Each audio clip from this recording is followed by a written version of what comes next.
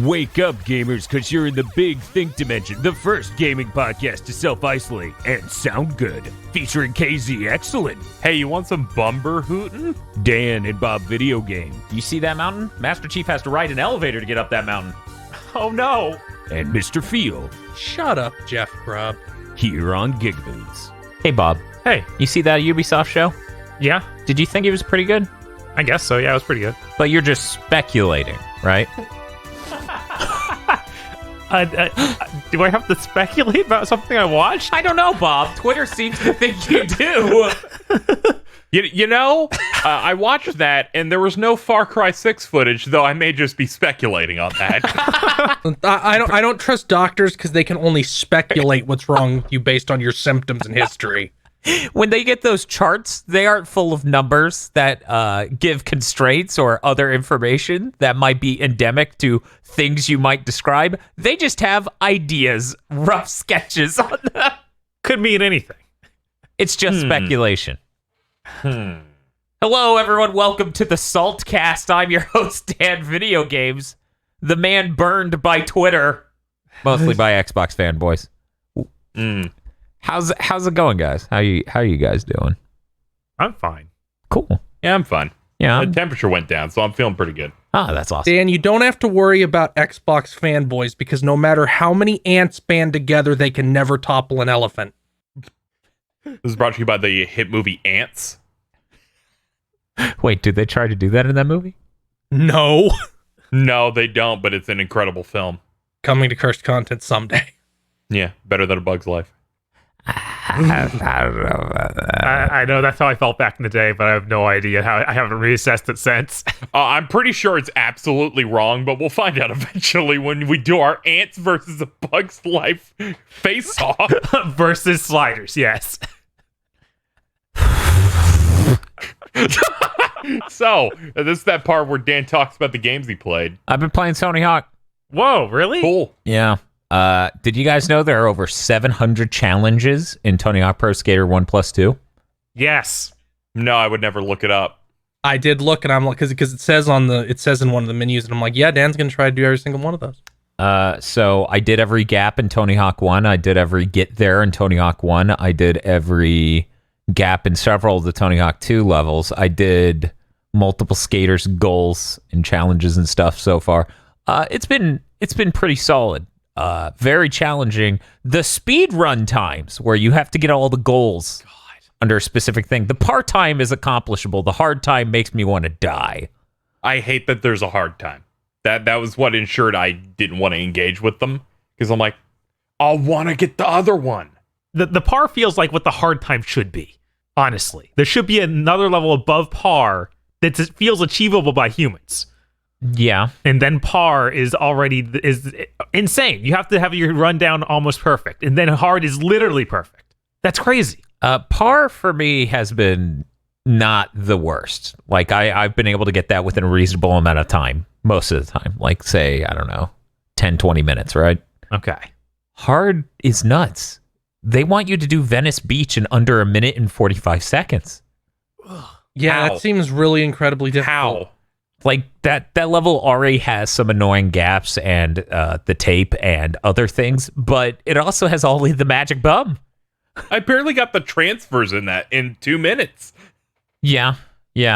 So that's kind of nuts. But yeah, no, the core game there's really fun. There are a couple really bizarre decisions. For example, when you beat the game by doing the goals, you get to keep trying with 2-minute timers. You beat the game, and then if you switch your skater, you don't get to try those goals ever again, except for the speedrun mode. So the only thing you get to do... I was worried they were just gone forever, and it's like, you only get to experience the appealing part of a Tony Hawk game once. Yeah, it's really weird. Very strange. Because what they left for every other skater is the stat points. So you're just skating all over the fucking park, looking for the 3 stat points per level for over 25 One of the skaters. low things on the appeal rating for me is the stat points. Mainly because some of them are some motherfuckers. Yeah, true. Some of them are some motherfuckers. The first competition in Tony Hawk 2 forget the name of it, but because I set my character to skate park, they're like, all right, the stat point's going to be above like a light. So you have to like shoot up and over. Mm-hmm. And it took me like 30 minutes. I'm like, what do I do? It's just, I'm either overshooting it or not even, or it's not even letting me go over. It's just making me either do a transfer to the other side that won't get me close to it at all. Okay. I'm having a stroke during Casey talking about this because someone hit me with this on Twitter. Yeah, I was wondering what The Virgin normal boots versus the Chad GigaBoots. Yeah, I look only at how read- big your cock is. I only looked at one bullet that says, has one member that's a legit predator, and I started losing. Oh no! I didn't ask for this. I really didn't. I like all the members shared the same Banjo-Kazooie opinions. Wait. Yeah, that's the one on there. So it's like, see, ours is better because we have different takes. Weird. It's what a thought that like you would build It's a group actually of people. loyal to a special one. We gotta go. We gotta get out of here. Yeah, we gotta go. This is This is really funny. Thank you, Epsilon, for this. Anyways, but yeah, no, those stat points. You know, you hit one where you're like, how the fuck do I do this? I'll come back to it later, and then it turns out it's the last one you get in the game. It's, some of them are real motherfuckers. The thought that that's what should be left, and that you have to do it for over 20 skaters to get their tapes.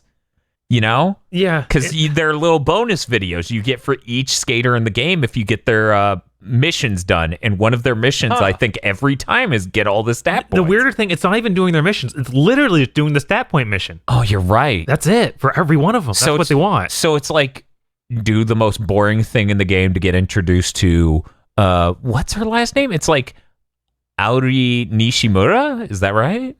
Anyway, it's like... Last name's right. I would like to... Yeah, her first name's right. So there we go. I nailed it. But fucking... You win. Like, I don't know the skater. I wanted to be introduced to them, but I have to go get all these stat points to see anything with them in it, which is why it took me a while to realize Rune Glifberg looks nothing like his in-game model.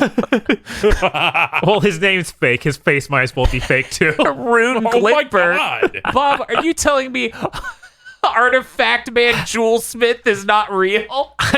Look. Maybe it's not a fake name. Maybe that's not a show name. Maybe that's Whatever. really his name. Maybe it's possible. some This is a people dude luck named out. Tony Hawk. Yeah, no, this dude, he seemed really cool from a skate video, and I was like, oh, cool, I need to get more of these, and so I got outies, and yeah, no, it's really cool watching those videos. I wish it wasn't getting all the stat points, but I'm a sick puppy, so I'm definitely gonna do that as every one of these motherfuckers at some point, including the skeleton, which didn't come with maxed out stats. I don't know why. I would much rather have it be you get the stat points once and then you go beat the game again. Like that would make way more sense, right? That's fun. That's fun at all. Ugh. But I like some of the challenge stuff. Yeah, some of those are good. Some of those are really good. It's really funny that they base the skater challenges based specifically on what type of skater they are. Mm-hmm. So it's like, this person's a vert skater. This is going to take minutes, like just a couple.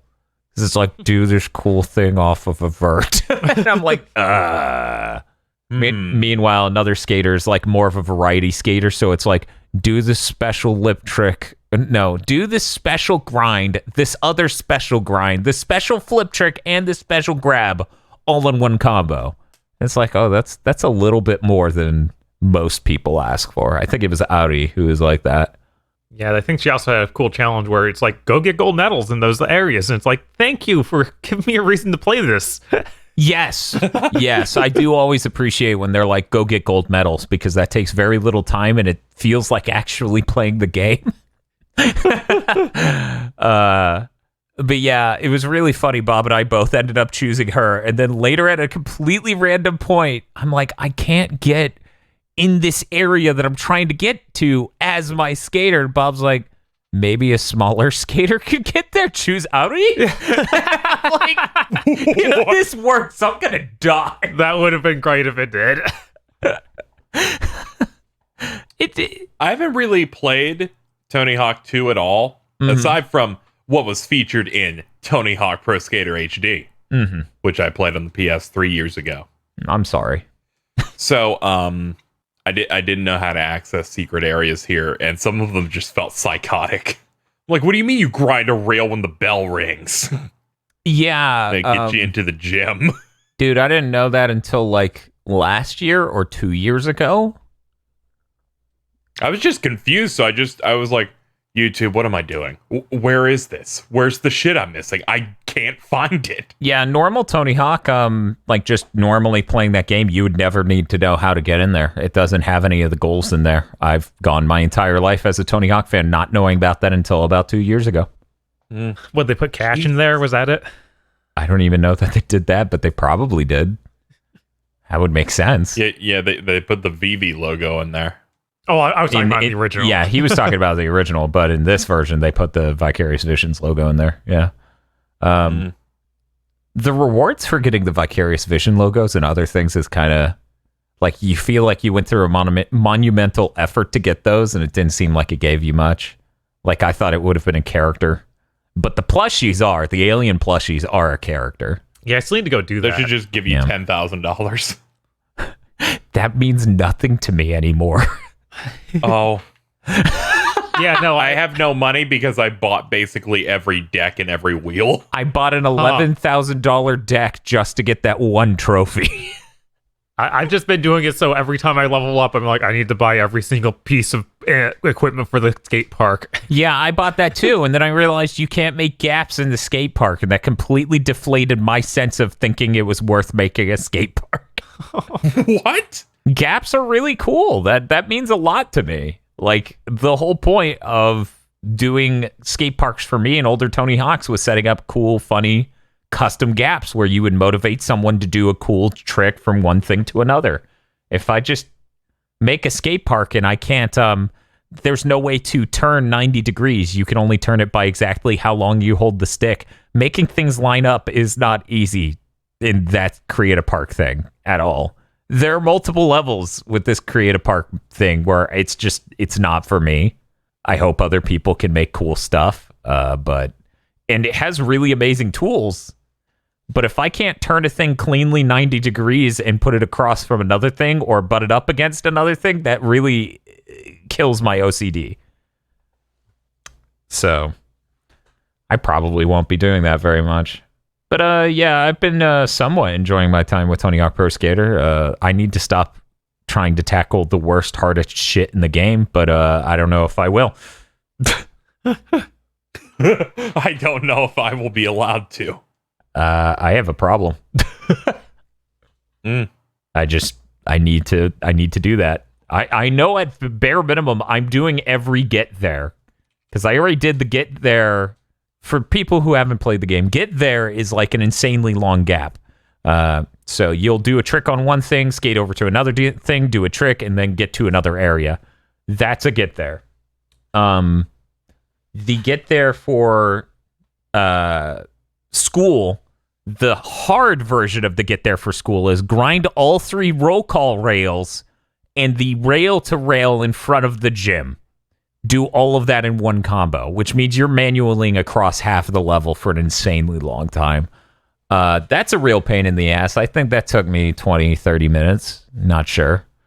I think I've gotten a lot of the speedrun hard times, like several of them at bare minimum.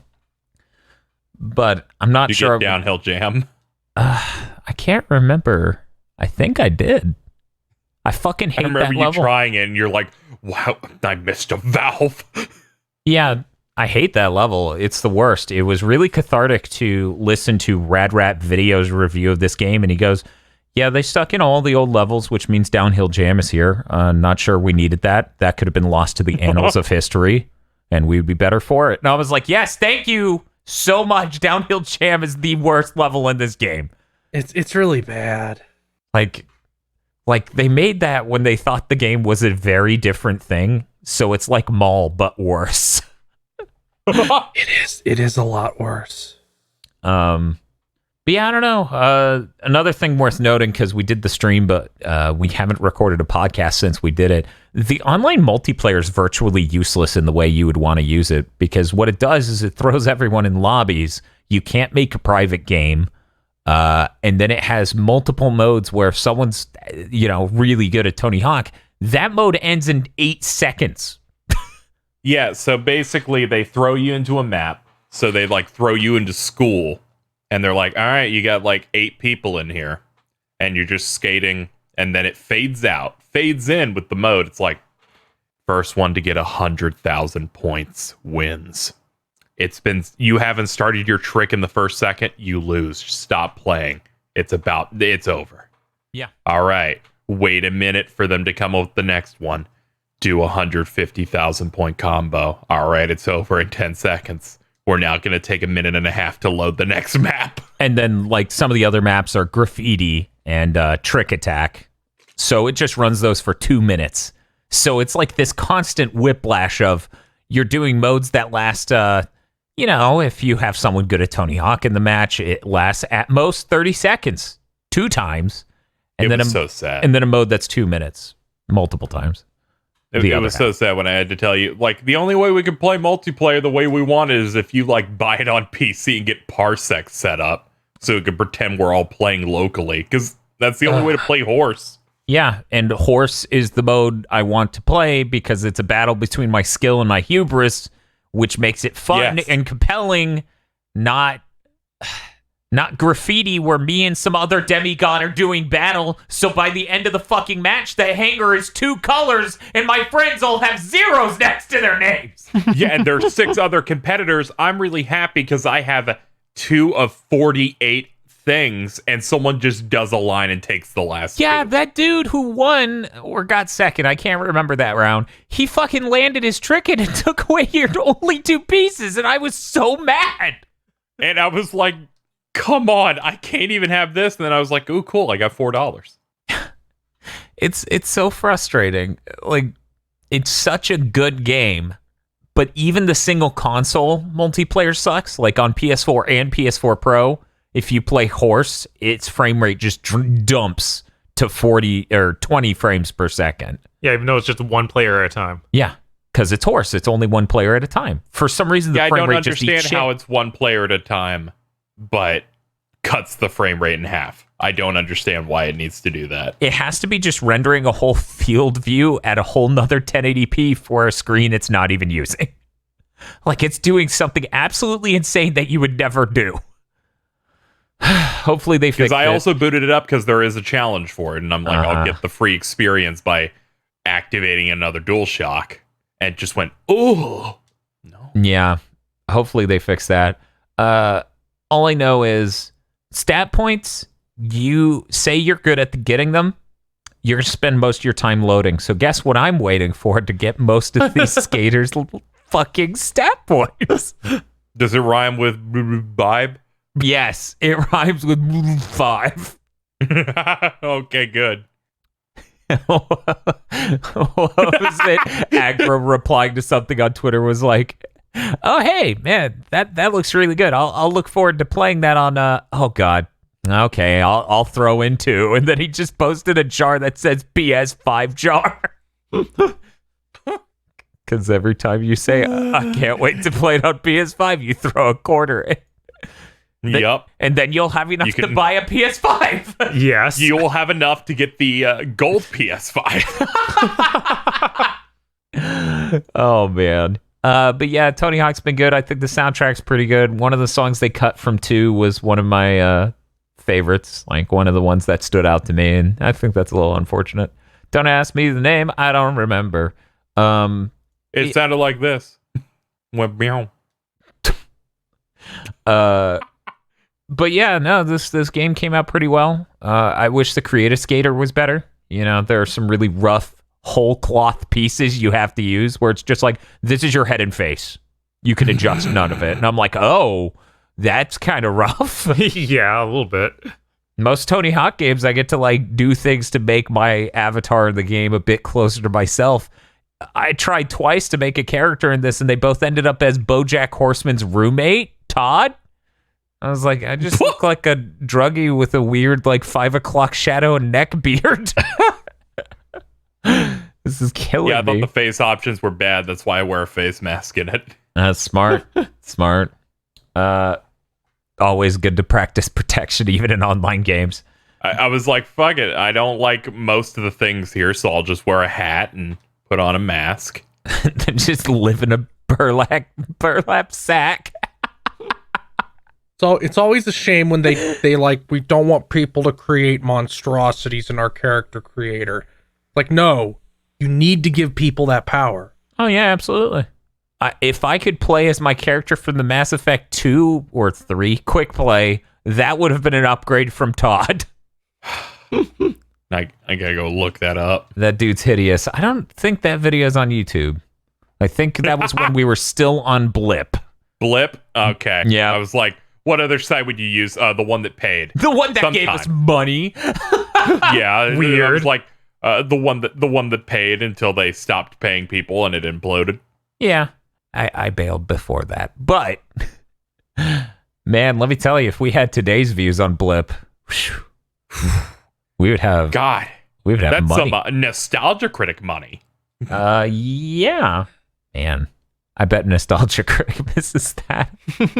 I mean, yeah, that fucked them pretty I hard. bet he gets nostalgic about that. But yeah, that's all I have to say about Tony Hawk. They're going to do an update to fix online. I worry what they think that means. Yeah, the way I read that is like we're looking to add better party private lobbies and stability and all this other thing. I'm like, you're just gonna make it so I can have a private room where I'm in this hellscape of rotating through shit and I won't be able to choose the map and I'm gonna hate you. Yeah, that's what I figure.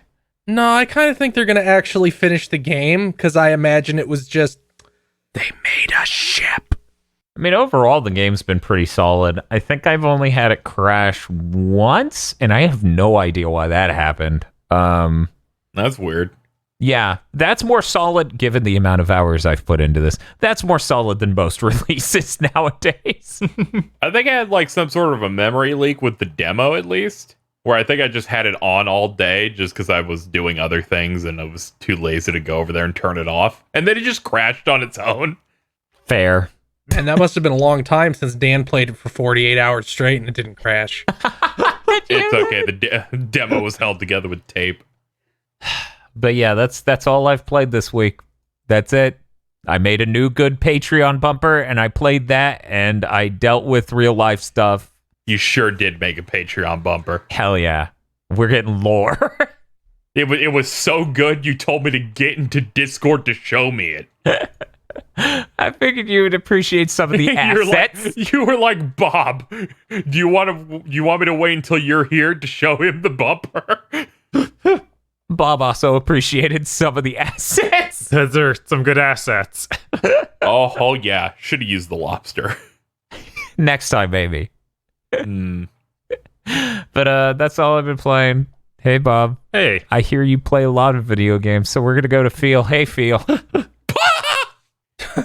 I played Bug Fables: The Everlasting Sapling. It is a indie game. It came out in June of last year, I think. July of last year. It came out in July of last year. It is a spiritual successor to the good Paper Mario game, so not the new ones. It was one of those situations where the developers went, "You're not gonna fucking ever do this, are you? I guess we better." That's always a good so they instinct. went and did it. So it's, you play as bugs. It's kind of like if Hollow Knight was Paper Mario and not Dark Souls. Like, it didn't have that, the world is destroyed and you're going through the ruins and everything's mysterious and you don't know what the fuck is going on because we don't tell you until like 8 hours into the game. So it's none of that. Want to write anything? It's just a pretty straightforward story. You know, it's very aesthetically similar to Hollow Knight. The characters look very similar. There's a lot of references to Hollow Knight in it. Because, I mean, if you're making two games about bugs, obviously you're going to reference each other a little bit. It's pretty good, except for a couple things where it's like, Oh, the fact you guys were speedrunners for Paper Mario is showing itself a little bit in this. Like, they seem scared of giving you anything that's just good. Because it has the badge system from Paper Mario. And in Paper Mario, there was badge synergies. You know, like these two effects synergize and become real good. In this, it feels like they went fucking overboard, and the only way to get any good effects is by synergy. Where it's like, here's 8 badges that make poison a beneficial status effect. Weird.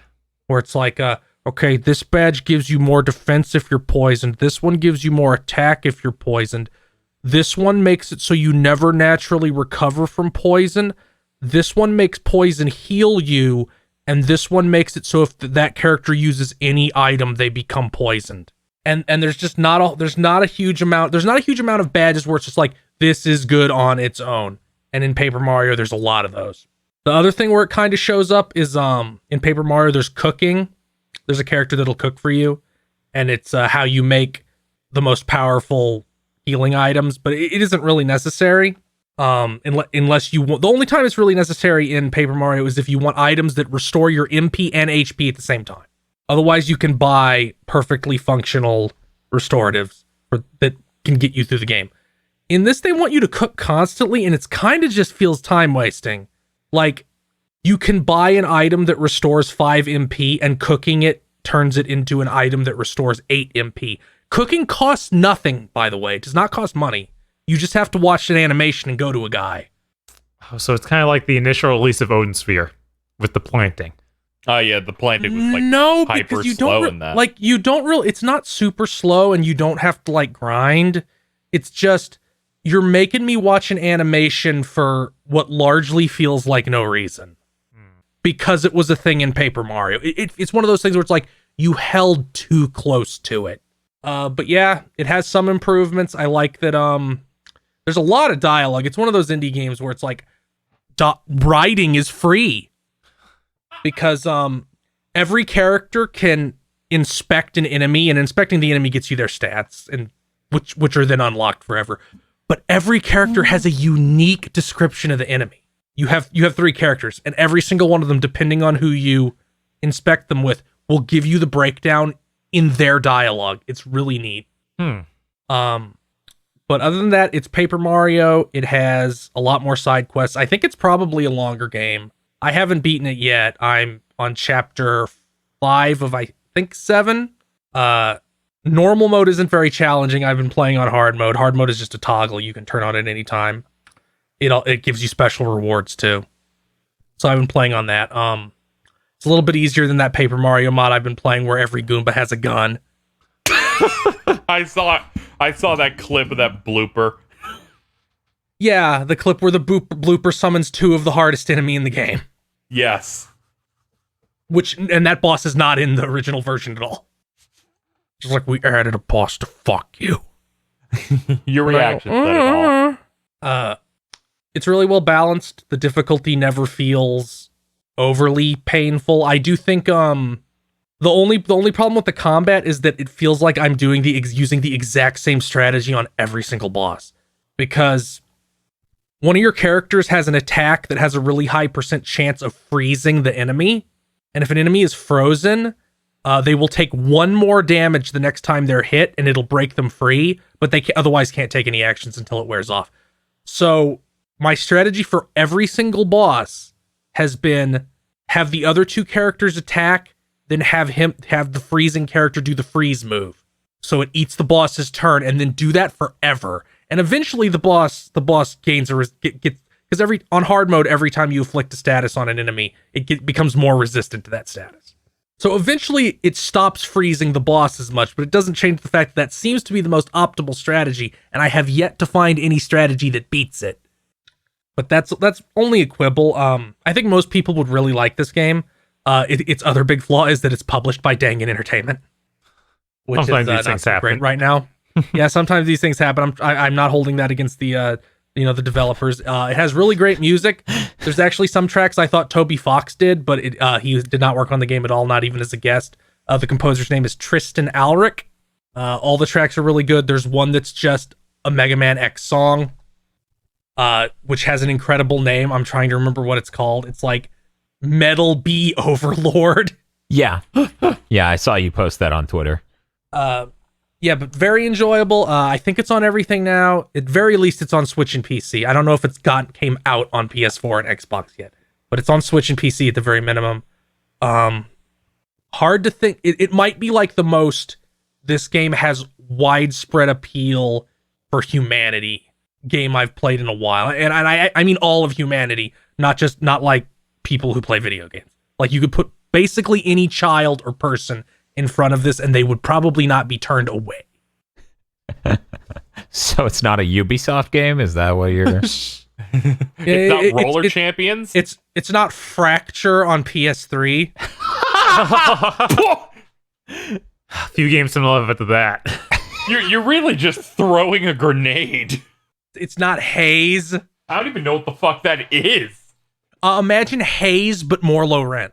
Fracture had the cool system of being able to road. I don't know what Haze is either. Yeah, of course he doesn't. know What what was it, Haze Bob? is? It's a third-person shooter where you can raise and lower the terrain. Yeah, that's what Fracture is. It's very Oh exciting. god, fuck off. Okay, Look- Casey, let me explain Haze real quick. No, I don't. Hey, I don't want No, to. no, too late. Haze was a really highly promoted 7th gen game. Because it's made by the it people was- who made Time Splitters. Yeah, made by Free Radical. It published by Ubisoft. It got a lot of hype. It was promoted as like a huge release. It got a 4 on IGN. It's important to say that this is a hype PS3 exclusive Halo and killer. a Halo killer. Yeah. Oh, hell yeah. 4.5 on IGN, 55 Metacritic, 6 on GameSpot.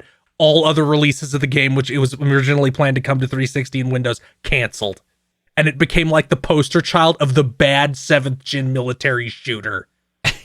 Oh. Yes. And Fracture is like a more low rent version of that. So No. the funniest thing about Haze is how all the trailers are about.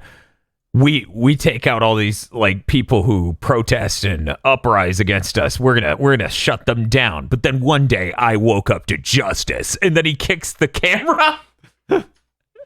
Yo, that's raw. It's the dumbest shit in the world. And it's like, wait, so I'm gonna play hours of this game you just spoiled in the trailer? Yes. This is gonna be You the gotta see how worst he game got ever. The journey. Everyone also was hawked up on an energy drink in that game, for the record. It was controlling their brains. Of course. Oh, hell yeah. Also, when it flopped, I think the developers tried to blame the cell processor. I mean, if I were to blame something while making a PS3 game.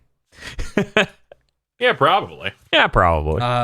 Anyway, that's all I played. Bug Fables: The Everlasting Sapling. I'm sorry we got off track about talking about Haze. It's okay. It seemed necessary. I feel like Haze comes up enough. Where it's going to be a death stream eventually. Yeah, You're correct. eventually. There's almost no chance that it won't. What if the PS5 plays PS3 games? So we're like, yeah, week 1 of PS5 is Haze. Oh, I want to die. So KZ, what have you been What do playing? you want? What have you been playing? Oh, yeah. Oh, it's my turn. Okay. In the past week, modders and stuff figured out how to get Kingdom Hearts Birth by Sleep's online multiplayer working through emulation. Cool. Figured out how to get that set up. So I did a stream with some people. I'm gonna be honest. I knew basically nothing about what the multiplayer in that even does. Like what you even do with people in there. There is a 6-player PvP mode in Birth by Sleep that just exists. They made specific maps for it, where there's like a Keyblade Graveyard map where there's a tornado in the middle that's just a booster that shoots you up to a higher area. There's like weird chests, because how it works since that game ran with, you have a command deck filled with different abilities that you can activate for different moves. They put you in presets, so you can choose like, I want the offensive one, or a random one, or a magic focused one.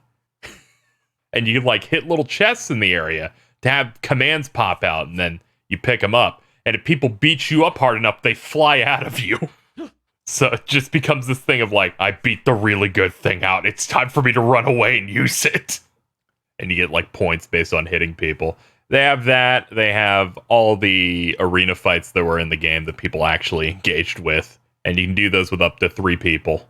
And that was a decent amount of fun. The command board game I can now play with people in online. Something I never thought I'd have the opportunity to do. It is wonderful. And their Mario Kart-esque minigame is still kind of really bad. But I was like, whatever, I guess we'll try this a little bit. Yeah, I'm sad that stuff didn't just come out on the PS4 version. That would have been great. Yeah, that would have been nice, because it was surreal just seeing like 6 people just, getting set up, because they have a bunch of like abilities too, like group cure and other like teamwork based commands that you can go for. And some of the super bosses in the game clearly seem to be balanced toward this multiplayer mode, where they actually felt a lot more fun than they are normally. That makes sense. Yeah, because Birth by Sleep's known as the ultimate game of none of the attacks you're going to do are going to make the enemy stagger ever. It's just not happening. They're just going to say no, then grab you by the neck, and then throw you down. Modders have already like looked into it, and are like, yeah, in the next couple days, they're just going to drop a patch for it that puts most of all the story bosses in the game into the arena, so people are just making more content for the online and changing the balance to make it a little bit more appealing for people. So I'm pretty pumped about that. That was a nice little thing. Did a couple hours of that, and that's it. Everything else I tried to do, I did not play substantially enough, aside from Tony Hawk. So that's it for me. Okay. Hey, Bob. Hey, Dan. You may begin talking about what you've played. Okay. I played nothing. played Spellbreak. Anybody know what that is? No. Yes, I've seen trailers of that. That's the PS4 Magic thing. Yes, it's on PS4, and I think it's on PC and stuff too. It's that Like a third Is that one of the person things that we shooter saw things. during the Yeah. endless death?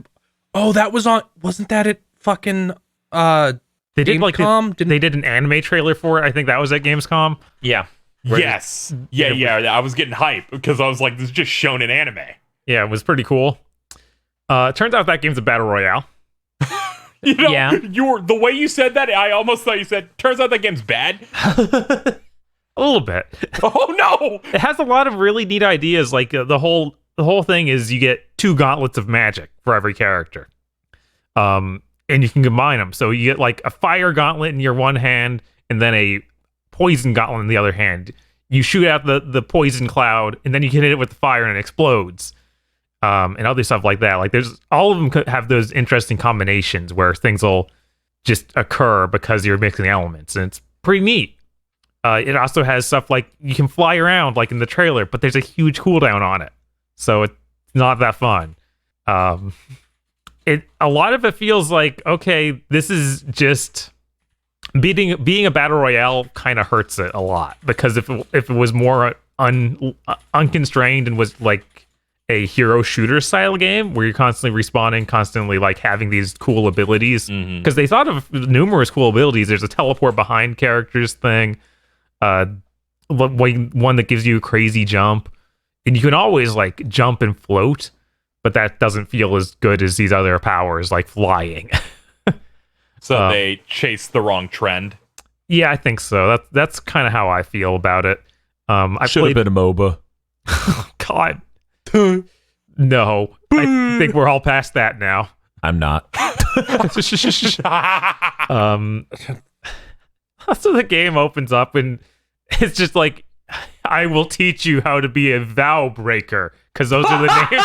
Then they help you cheat on your wife. Yes, they help you cheat on your wife. It's like this anime lady with big boobs. I'm like, oh my god. And then Bob reaches the fuck out and grabs the director's face and pulls it off, and it's Cliffy B. It's actually the sequel to Lawbreakers. It did have that feel. I was like, I guess that the plot is something about the vow breakers and the something else of ours or something. I'm awakening. It just, it tries to spit plot at you very shortly during the tutorial. It's like, don't even pretend, man. Please. This just hurts when you're a nothing as far as story that goes. reminds me a lot of Crucible. Yes, it has a strong Crucible energy. Oh yeah, Crucible did that, but it crashed, so I didn't see it. Oh, Don't worry, when that game comes out again, I'll see it. Oh no, the computer's corrupting and someone's hacking in and they're giving me all the exposition and then I'm going to say some smarmy line about, oh, I guess everything's really a scam. and then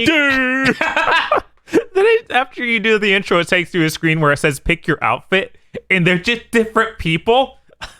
Like it's, this outfit you're playing as a black man. This outfit you're a white lady. It's like, what? Oh, yeah. They were like, try on these different outfits. It's just like, these are different people entirely. That's fucking... Yeah, let me put on my white girl shirt today. Let me just put this human skin on. It would be funny as hell, though, if you literally put a shirt on, and as you put it on, you became that completely different person. That would be pretty funny. That would be unreal. But yeah, no, Bob hits change outfit, and it's just like, I'm now a very tall black man. I am now a scrawny white girl, and I'm just like, what's happening?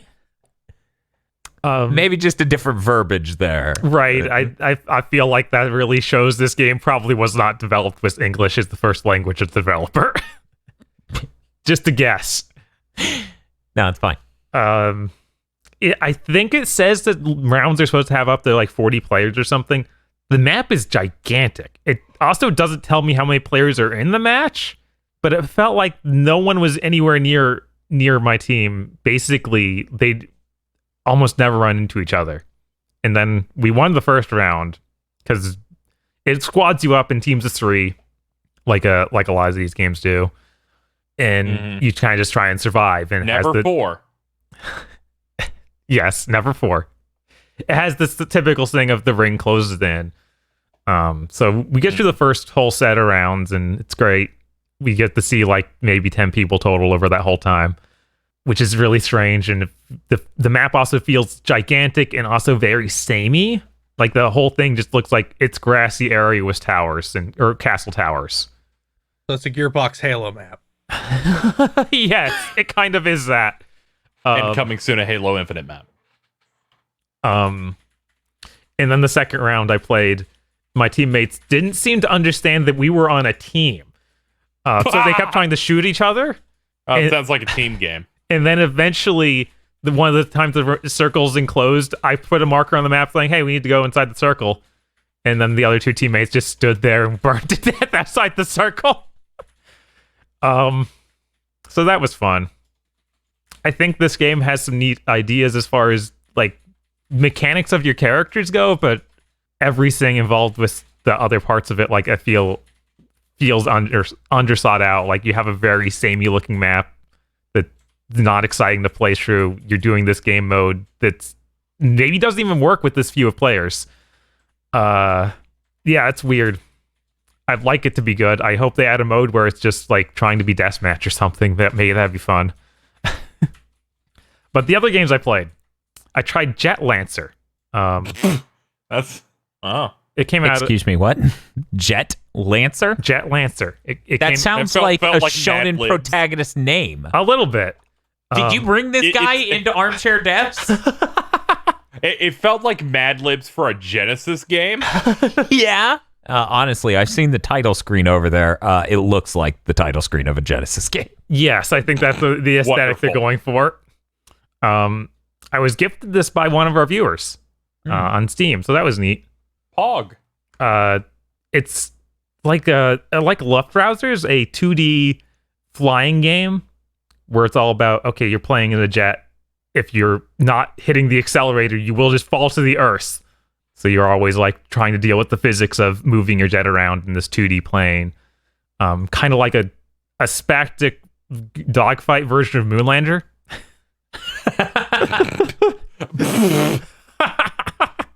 I was like, okay, how boomer can I go with this?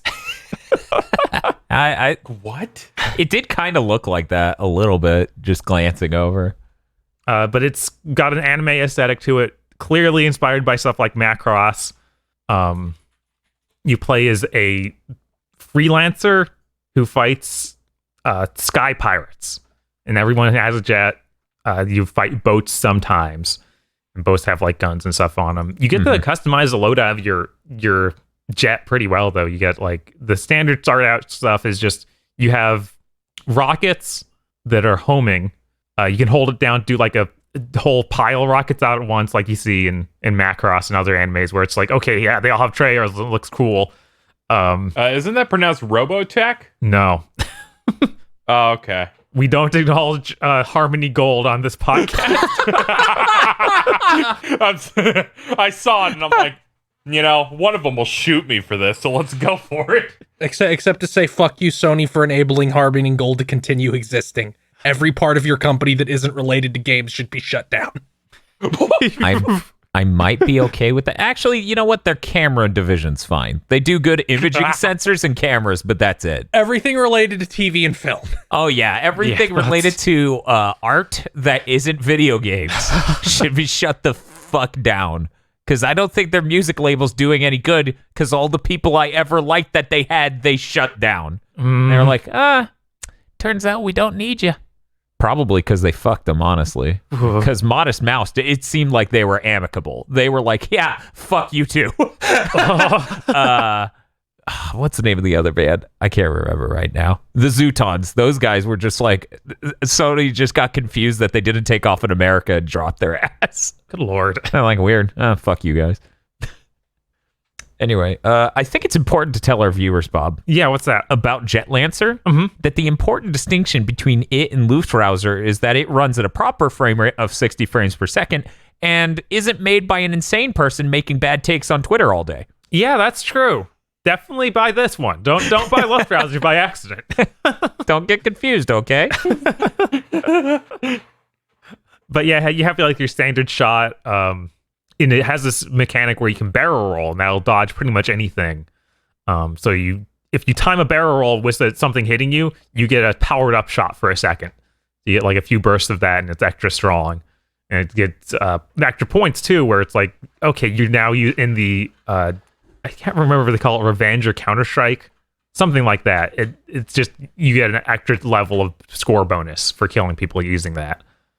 You can change out your weapon, charge up weapons, so like you get a giant laser to fire at them, and all sorts of other little neat things. And I was like, this is a lot of customization, and it's really fun when it's just like go do a dogfight, go fight a lot of guys. But unfortunately, they have some other game modes that have ideas. Like a hacking mode where you have to go near these radio towers and float around them until you hack them, which I can't find any meter for how long it takes, like counting down. It seems to take twice as long as you expect, so you're just like floating there, and you're not getting much feedback.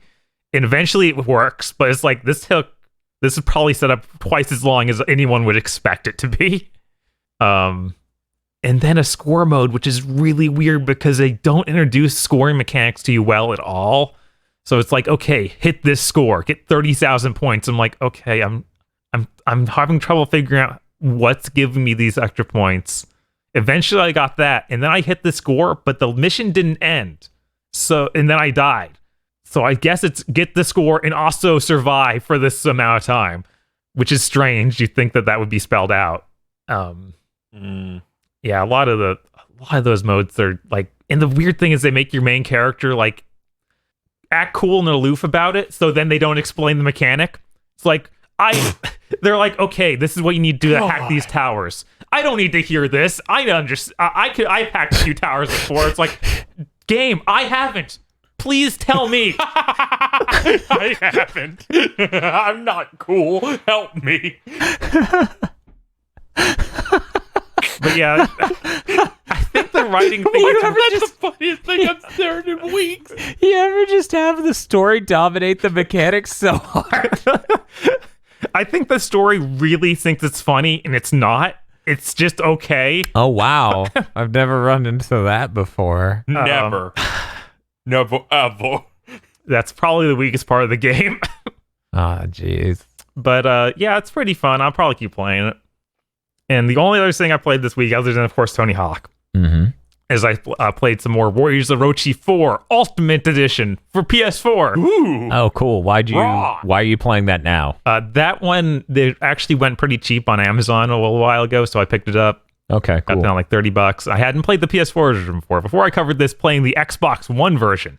Did you play that on the S or the X? The X. Okay, now I don't know if you're a time traveler. You've had some pretty good insights in the past. Was that the series or the one? The one. Okay, there we go. See how long it took him? See how long it took him? I was like, is this a trick question? Is that true? Did you actually do that, or are you speculating on what you did? I love that I'm like, which of these two things did you play it on? And Bob's like, is this a trick? All because it's Xbox nomenclature. Anyways, You're trying to trick me. what's the deal here, Bob? You said you played it before on Xbox. Is there a distinction between the two platforms? This is the Ultimate Edition this time, so it apparently has some extra characters, but other than that, it's the exact same. Okay. But the cool thing is, when I boot it up, since I've played other Warriors games on the PlayStation, it's like, hey, I found your save data. Here are these bonuses you get. It's like, here's some extra costumes. Here's some extra growth points, which are what you can do to quickly get other characters up to the level that your main set of characters is, so you can use whoever you want, really. Cool. Which is nice. Wait, so it's rare candy? Yeah, it's a lot like rare candy. You telling me I can give Diao-chan rare candy? Uh-huh. Oh, that's pretty cool. What? But yeah, this game, it still is really hurt by not having a dub, because they did constantly talking. I was like, after we went back and played those Dynasty Warriors games a few weeks ago, that made me really have the itch again to go play Dynasty Warriors. Mm-hmm. And those ones, it wouldn't have been that bad without dub, because they don't say that much. It'd still have been bad. This one, they are constantly talking. And there's not a moment in this 10 minutes of battle that they aren't saying things, and that me doing my Musou attack won't literally just knock out the subtitles because I go to a cool cutscene. Oh. Yeah, I'm like, okay, I just have to pretend that whatever they're saying during the campaign doesn't matter. And I only read what's happening between missions. And that's been getting me by. Yeah. But this game has a ton of characters. Like, each mission I beat, it gives me 3 more characters, at least. So I haven't even played as all of them, even though I'm switching my characters every single mission. But yeah, it's pretty neat. I want to play more of it. I think that this one, I picked it up because I was like, I'll probably want to play this on PS5. Mm-hmm. This seems like the end of the generation Warriors title. Mm-hmm. So yeah, it still doesn't run great. I'm hoping the PS5 can help that. Yeah, that's an understatement. I looked over and I was like, oh, that's like 30 with no motion blur at all, and it often dips lower. That's rough. Okay, I'm going to go back to what I'm doing. Yeah, sometimes it hangs around 40 or so. It likes being there. If it's completely empty screen, it's pretty good. It still feels better to play than the Dragon Quest Heroes 2 game. Really? Yeah, it's just the way all the movement feels is way more solid in this than it is in that Warrior or that Dragon Quest one. Yeah. It's just it's hurt so much by not having the dub, whereas the Dragon Quest Heroes does have the dub. That's cool. Core blimey. Yes, it's all British. Tuesday. But yeah, that's everything I played. I want to play more Warriors of Orochi 4. Get deeper into that, but I might just wait for the PS5. Yeah, that's understandable. I totally get it. Let's talk about the Podlords. Yes! Sure, if you want to. Yeah, let's do Podlords. Yes, that's right. The Podlords. Podlords such as Danny Richardson, E. Lee Broyles. We fall now? We always are. Microsoft. No! Immediately. Come on. Don't shoot us during this segment. Dude, it's over. It's over. Yeah. Red Blaze 27. That was just the first image, guys. Yeah, We've got I was like, everyone's gonna be this. Yeah, I know. That's when I went, oh, fuck, I forgot they're timely. Thank you very much to our Podlords. No! Someone named themselves that! This is the second time somebody's done that.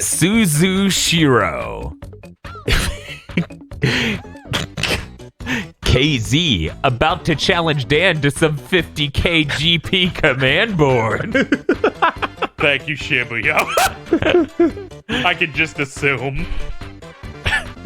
You pan down and baby Kyrie's holding 2 guns.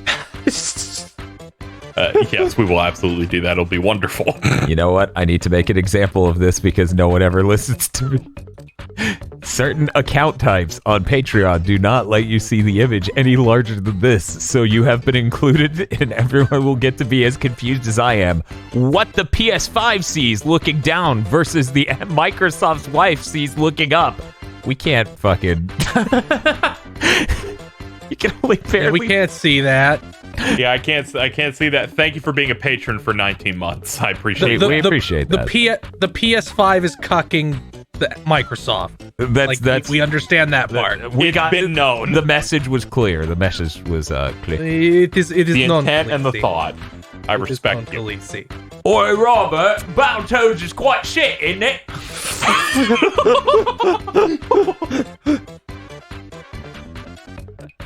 Dan starts talking and he just sounds like Sims Ray. That's right, Jennifer.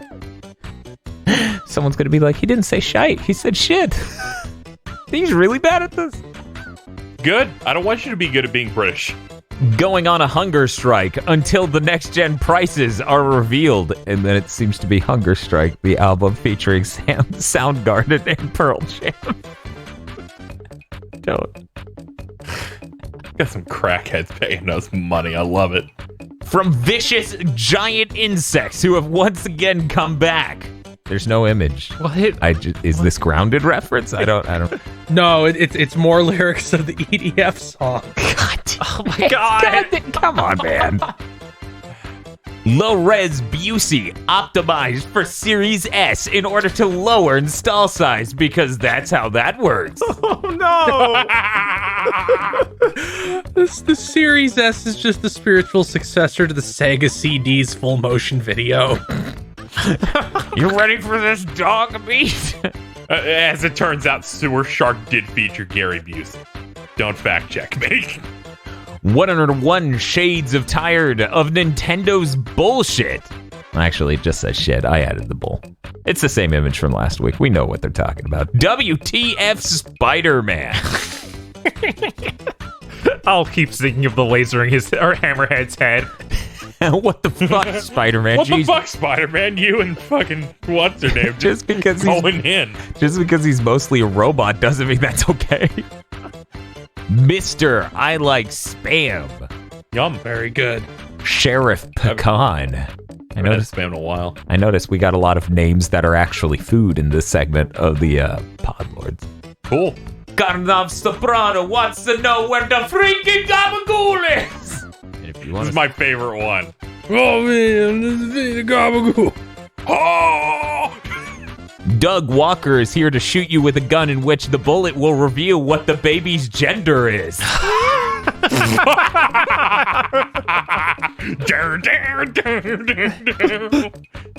Lock the chest.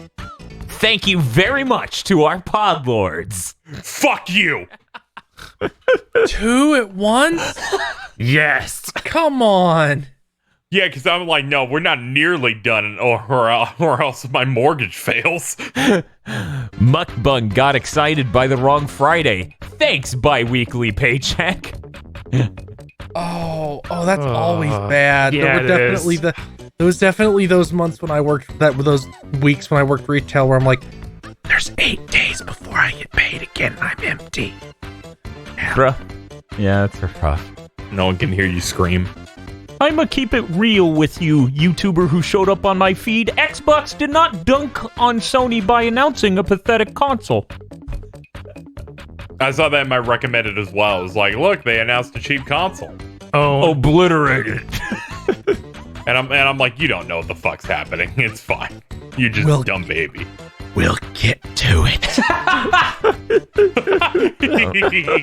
Oh no, Windows Image Previewer program locks up and my mouse has problems, so it double clicks when I single click, and now there's just a giant locked up Windows program on my screen. Oh, cool. What a nightmare. Hey, Podlords, how we doing? Suddenly, my place of employment has a shelf full of Baconator Pringles. God damn it!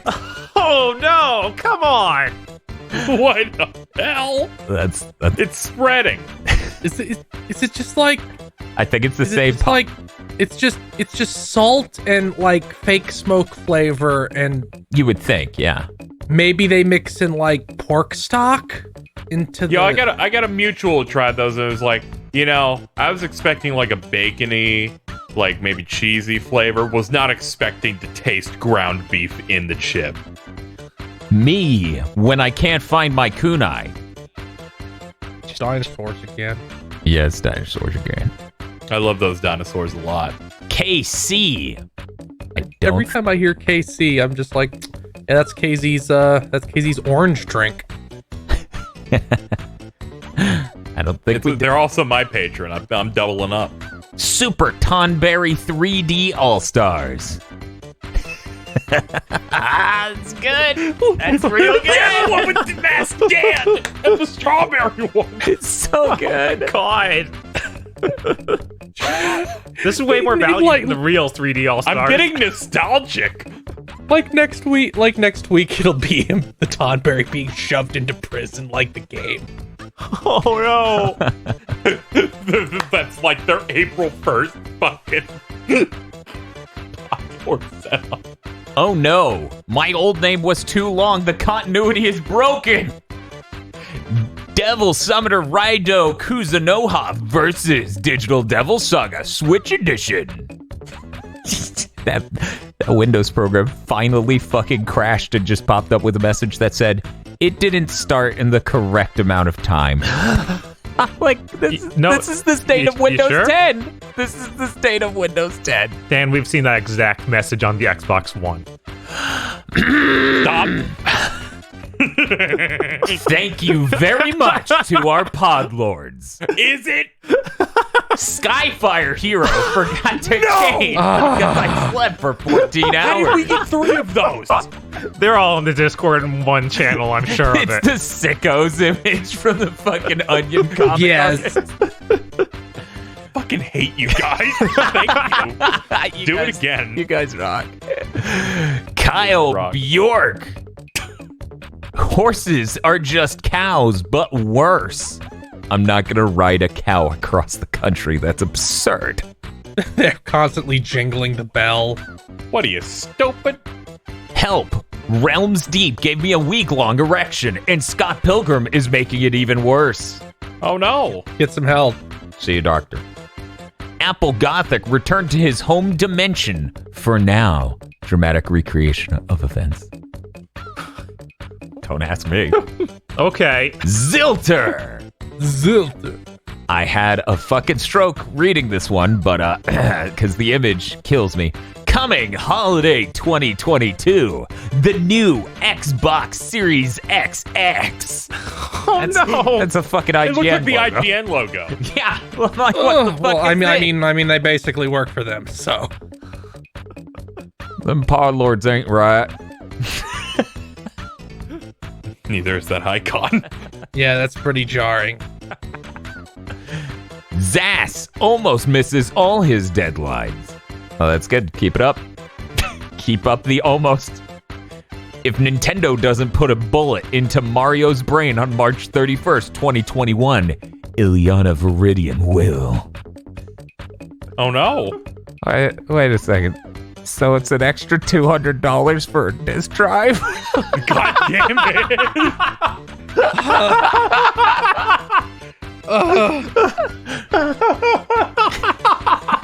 We'll get to it. With the release of new information, Microsoft has once again come to darken my door.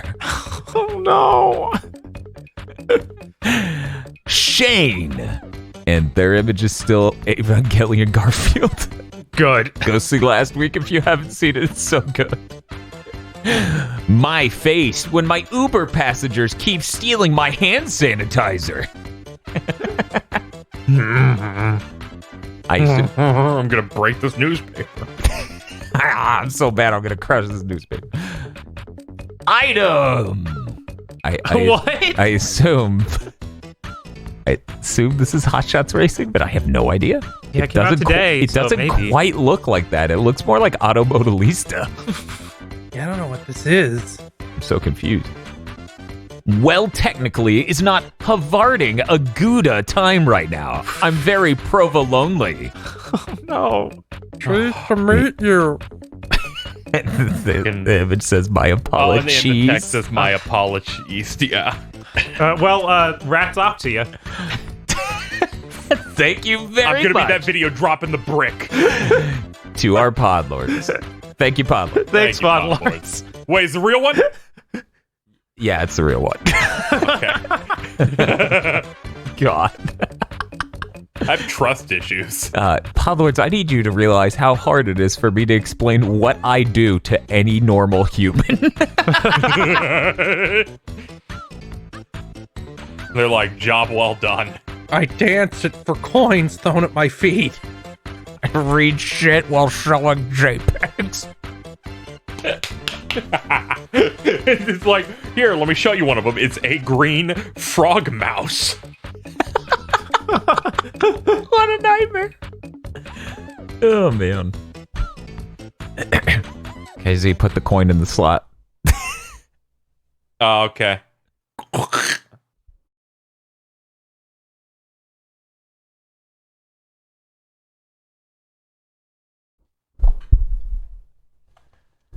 Feel. Oh, I didn't know we'd gotten to the end. I'm not editing shit. Well, In Field's defense, I also had no idea what we were doing. see, thank you, Podlords. And if you'd like to become a Podlord, you can go to our Patreon at patreon.com/SheBePodcast. For as little as $5 a month, you get many benefits, such as Cursed Content Club commentary tracks, where you get to listen to us watch bad movies. Cursed Content by Committee, our Patreon exclusive show where you choose what bad movie we watch. Early access to Chugging Bleach and Mondo Cool, our 2 anime review podcasts, which cover the entire spectrum of anime, Dragon Ball and Bleach. Extended Armchair Dev Bitches, wherein we stab each other under the guise of creating video game ideas, and other things. That's patreon.com/GB Podcast. I hope nobody ever sees how animated my head is as I do this bit. I can feel it. I can feel it. Ladies and gentlemen, they're shipping 2 boxes to retail called Xbox. God, we're leading with this. We have We to. have to. Everyone is here for this. We have rebranded this segment. Finally, the Lockhart has arrived. Yeah, Series X.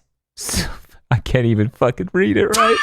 The Xbox Series S has been confirmed, coming in at $300 and coming out the same day as the Series X, which will be $500 of November 10th.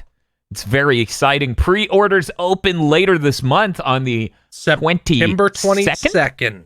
Yes. Pre-orders will open then. That's $300 to $500. Which way does Dan take the conversation? Don't buy a Series S. I implore you, do not buy a Series S. I am begging you. I am pleading with you like someone pleading a drug addict to stop. Please do not buy a Series S. Just calm down. I'm KZ. I'm an unassuming consumer here. Now, of course, I own an Xbox One S. That's, of course, the smaller white revision that they did. Uh-huh. And I'm interested in investing in the next generation. I've waited, Okay. I've been tempted in getting the One X. So I was thinking that I don't know if I want to shell out 500 bones to get the Series X, because it's not going to be my primary system. Mm-hmm. There are a lot. I'm too rooted in the PlayStation ecosystem. This is a lot of the confusing. Japanese Why- games I like. Why do you still have a 1S if you're this rooted in the PlayStation ecosystem? I'm so confused. Because sometimes you need a backup system for backwards compatibility and some exclusives that end up showing up over there. All right, So yeah. I'm interested in upgrading a little bit. Sometimes you want to maybe play like Final Fantasy 13 and maybe have it look actually okay. And you can't do I'm that on the interested. NES. Now I'm interested in maybe investing in the next generation console. Uh-huh. So I was thinking about picking up the Series S because it's just going to be a slightly weaker Series X, but a huge jump compared to the One X, right? Well, okay, so you know how some games can accomplish 900p or 1080p this gen on the 1S? You know, you're used to that by now. Clearly, you're Okay, what if that stayed the same or got worse somehow? How is that possible? This machine is coming out 3 years after the One X. Well, what if I told you in some ways it's actually worse than the 1X, specifically in RAM speed and RAM size, so you can't even play current gen games, Xbox One games, in the 1X mode, because that requires more and faster RAM. That doesn't really make sense to me because Microsoft went all in on 4K gaming and power as of the middle of 2016, if you want to count when they announced the One X. So it would feel like a weird pivot to suddenly try and go for a non-4K solution and one that feels weaker than their older console from 3 years ago. So I think you're lying. Is this speculation? Does it make it any weirder if I tell you they waited until 2 months before they launched it to even announce it? That seems very weird. Did they make some sort of trailer that looked like they were ripping off some of the PlayStation forging symbols and things through magic? What if I told you something even more cursed? They showed some footage of Gears of War 5 running at 120 frames per second at 1080p on the Series S because there is a bespoke mode made for Gears 5 to run on the Series S. See, they enhanced that. Oh, that's cool. Now, Microsoft marketing did this so that way any fanboy who hears me explain that it's not going to be able to run games in back compat as well as the One X in resolution at bare minimum can throw that in my face and yell, "You're lying." 2, the frame rate analysis tools they ran on that look exactly like Digital Foundry's. That isn't Digital Foundry's. They literally just ripped them off because the open source tools don't look like that. I know because I've used them. Are you trying to say they're trying to trick people into buying a machine? I'm trying to say that it's hilarious that when they did the frame rate analysis, they literally went way out of their way to make it look exactly like Digital Foundry's, which is really shitty, actually. Yeah, no, that really will fool people. Yeah. There's a trusted brand over there. Yeah. And they are kind of aping it. Uh-huh. It kind of reminds me when Pop-Tarts just stole Don Hertzfall style. Yeah, it is kind of like that, isn't it? It's like the Pop-Tarts that were just trying to look like the Rejected cartoon because that was popular and hip, and Don Hertzfeld told them no. Yep. Because suing on an art style is hard as hell. Very cool. Anyway, yeah, so let's run it down. The Series S has a mildly weaker version of the CPU than the Series X, which is fine. It's only like 0.2 gigahertz lower. It'll probably run things within reason well compared to the Series X. On the CPU side, the problem is that the RAM goes from 16 gigabytes of really high speed shit on the Series X to 10 gigabytes of garbage RAM, basically, because it's slower than the One X from 3 years ago. Okay, Dan, is it slower than the One S? No. Okay. If you recall, the Xbox One shipped with DDR3 RAM and ES RAM. Okay. Yeah. Yeah. So is it worse than the PS4? Because I know that PS4 one's original? good RAM. It's within spitting distance. I think it's about 30 gigabytes per second. I would have to look it up. But based on my memory, the PS4's bandwidth is somewhere around 176 or 196 gigabytes per second. This is like 200. Okay. Ish. So it's around the same as that. Yeah. That console's from 7 years ago. Yes. Yes. That really underscores it. So yeah, as I said, talking about back compat exclusively, it's not going to be able to run your Xbox One games in a 1X mode. It's not going to be able to run your 360 games in a 4K mode like the One X can.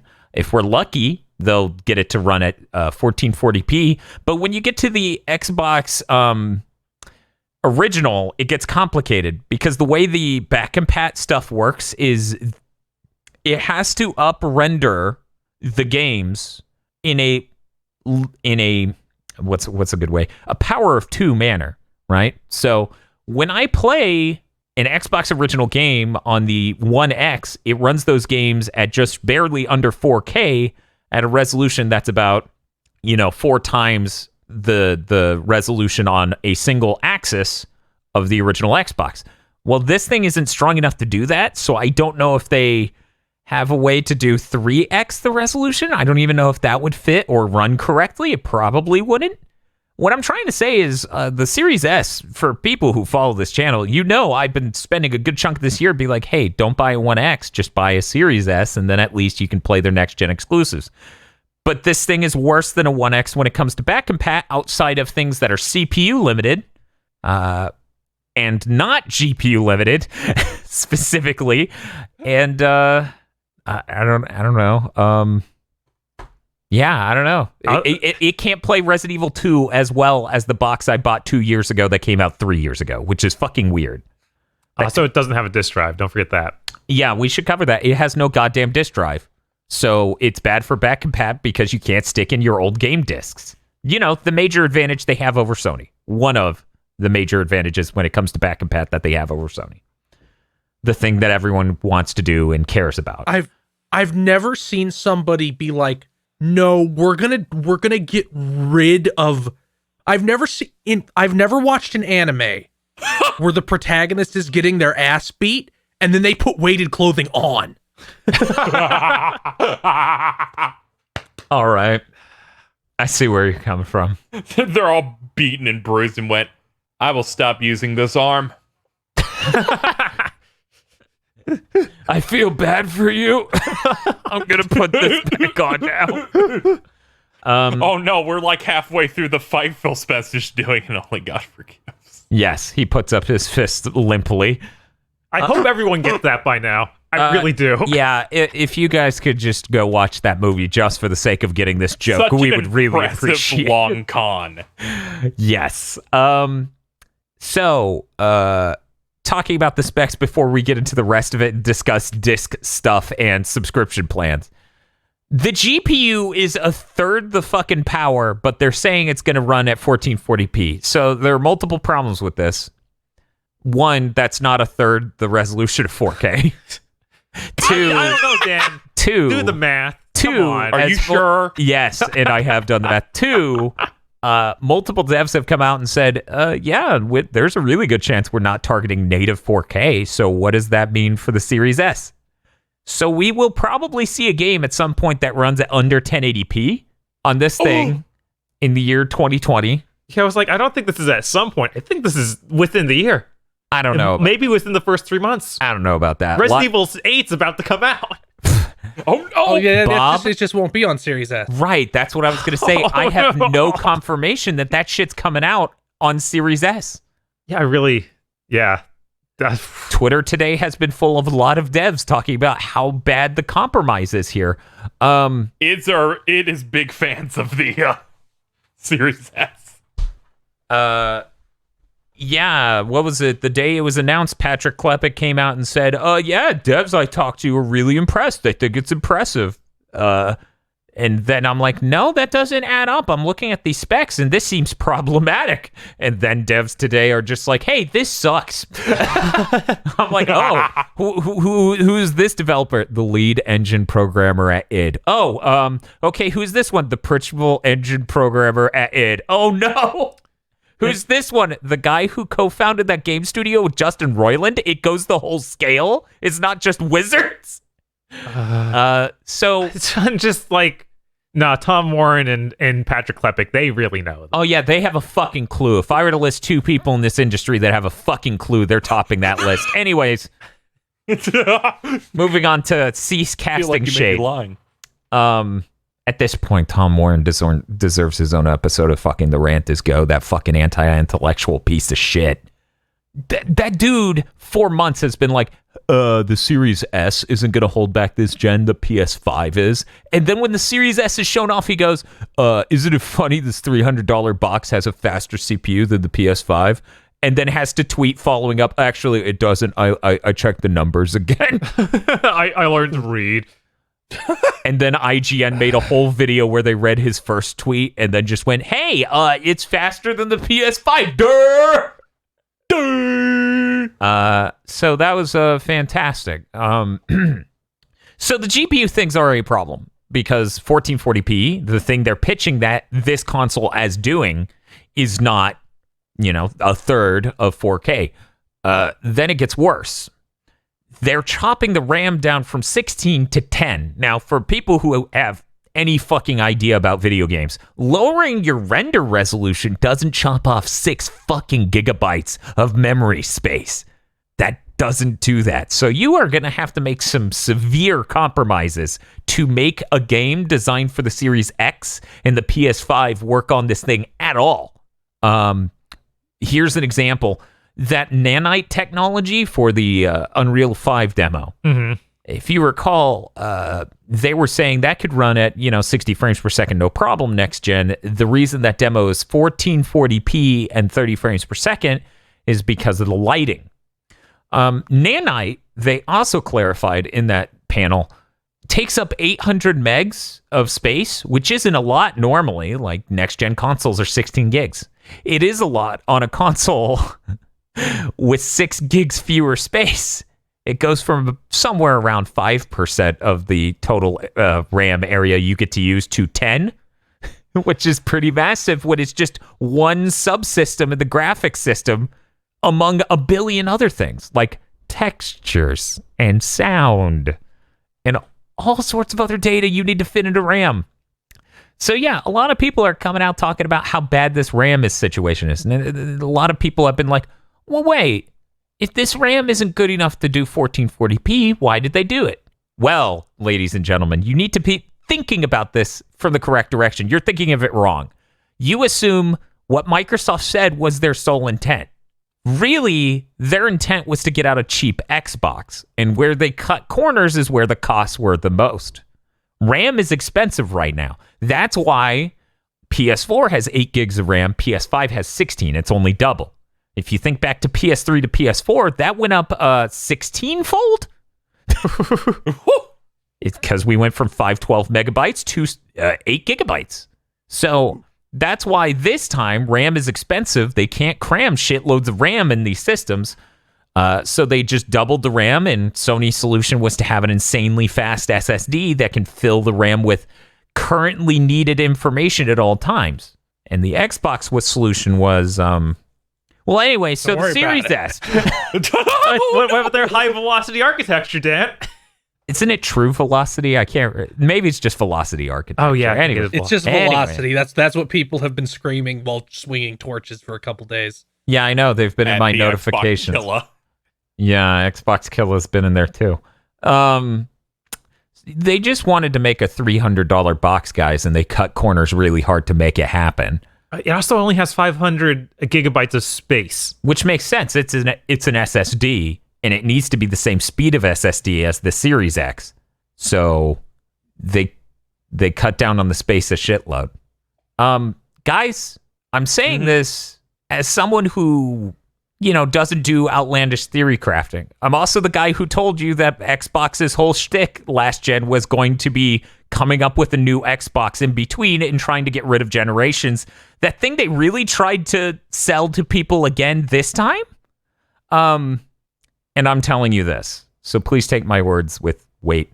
There is a significant chance all support for the Series S is dropped at some point. There's a significant chance that it is so hard to get compelling next-gen games to run on this thing, and that people who have games on disc don't buy in, or people who don't have any number of different things don't buy in, and people who do buy it get upset and return it, as Bob will clarify with retail stories about the alt-digital in a second. There's a really good chance this just fails hardcore in a way you haven't seen Microsoft failed before. This might be the Kinect for the Xbox One, only it's its own whole SKU. Oh, their new Kinect is just a console. And I'm not saying this to own Xbox. I'm not saying this to be cheeky. I'm literally only talking about that to warn you off of buying one, because this will be this generation's Switch port. It will be a nightmare to get it to fucking go over to that system if people decide to do that even. Yeah, I mean, with the Switch, at least, there is a huge user base. There's benefits for the developer. Right. I don't think there's going to be a benefit here. The only benefit could be if it had a huge user base, and I don't think it's going to sell all that well. Like, the CPU is the same, sure, but the GPU and the RAM's so fucking compromised that games are going to just look unbelievably, laughably bad compared to their normal versions on PS5 and the Xbox Series X. So, I'd recommend not getting this. I'd recommend trying to save up for one of the other ones, because there's a really good chance Xbox's own games will kind of fuck you on the Series S, let alone a third-party platform. Let me put it this way. If I can't get a version of Resident Evil 3 at launch that runs right on the Xbox One X, which has plenty of horsepower because it didn't sell enough for Capcom to give a shit at launch, what are your odds on the Series S? A platform with really, really bad compromises compared to everything else of next gen. Yeah, you're going to see Digital Foundry videos. I'm really tempted to get one ourselves so that way we can show off the differences. Because let someone else carry this burden, Dan. Do it. It'll be funny. Oh my God, Casey, Whoa, stop it'll encouraging be him. upsetting and a waste of $300. Casey stands at a doorway repeatedly swinging his arm into the corner until it's broken in 8 places. Like, I owned myself. Yeah, come on, Dan, let's do it. There's enough room in this door for you too. So I came out on Twitter and I talked about a lot of the stuff with the back and pat that I just talked about. And Xbox fanboys came out of the woods. It was just like they dropped out of trees. They filled my notifications. There were shitloads of them. It was nonstop. It wasn't just replies. It wasn't just quote retweets. It wasn't just retweets. It was just people tagging me out of nowhere. They're like, hey, if it's worse than the One X, why can it run Gears 5 at 120 frames per second? I'm like, because that's a fourth the resolution of the One X, and the CPU is what was holding back its frame rate? Dipshit? It was non-fucking So that stop. hasn't happened yet. They just said it would. I don't doubt that they'll do that, because here's the thing. I think the whole reason they're adding that mode to the Series S is a marketing chip. It's to let people know this is fine. Like, they are going shitty politics level marketing and pandering here. They announced Gears 5's 120 frames per second mode to give people the idea that this is really powerful stuff. And anyone who said it wasn't, and that it would be bad at back compat compared to the One X, is probably stupid and a liar. And it worked. People are going to fall for it. What I see is a bunch of people telling me this is good. This is good for poor people. Let's talk about the disk drive. You ready to talk about the disk drive, everybody? There is none. That's good for poor people, right?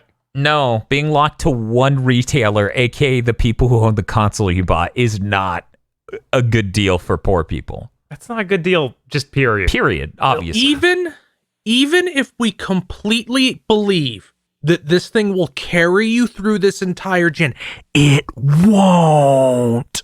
Even if we accept that, even if we trust Microsoft to not fuck you in 3 years and pretend we don't have a lot of information that indicates they're going to fuck you in 3 years. You buy a digital-only console, you are 100% spending more money than if you had bought the Series X, even with that $200 discount in mind. Yeah. You're paying more on the long term for an overall worse experience. Luckily, I think most people have internalized that. There's never been a successful platform that was all digital. Right. Unless you want to be really pedantic and claim PC is that, in which case, fuck you. PSP Go. Yeah, that was a giant failure. Thank you for bringing it up, Casey. Everybody who bought a PSP Go immediately put on custom firmware and drove Sony into the floor. I was going to say, woke up hungover. Where'd this PSP Go come from? Luckily, much like streaming, much like game streaming, this seems to be one of those things that platform owners are just going to be obsessed with forever, but will never succeed. Yeah. But it's not better for poor people. It's a trap for poor people. Right. And the fact that I'm having to listen to so many fucking stupid game journalists who are almost uniformly the children of rich people Yes. try and tell me who was cripplingly poor until like a year ago. 2, if I'm being really generous. Yeah, that's the What's same. good for poor people Same time makes me want to hit them in the mouth with a piece of pipe. Same. Thank you, Podlords. Also, thank you, Podlord. But yeah, no, absolutely the same feel. Like it makes my blood boil because it's like, no, getting trapped in a payment scheme, because we haven't even talked about that yet, but that's a thing. Getting trapped with no way to borrow games and getting trapped with no way to buy games on sale at Target. You hear these dipshits all the time who are like, digital superior, you can have sales on PC, and I'm like, you realize every retailer does sales on games. Modern games, oftentimes buy two, get one free. $30 off 2 weeks after launch. You see these sales all the time from different places. That's an open market. When it's completely digital, it's not. And you can't even compare it to PC. PC is an open digital market still. The market's still open even if it's all digital. Right. There's the website, Is There Any Deal, that will automatically find you the cheapest place you can buy a game and will tell you the cheapest it's ever been to tell you if you want to wait or not. What were you going to say, Bob? Basically the same thing. Yeah. Yeah. It's just bringing up, Warriors of Roshi I talked about just a minute ago. That was $60 on PlayStation Store. I got it for $30 on Amazon.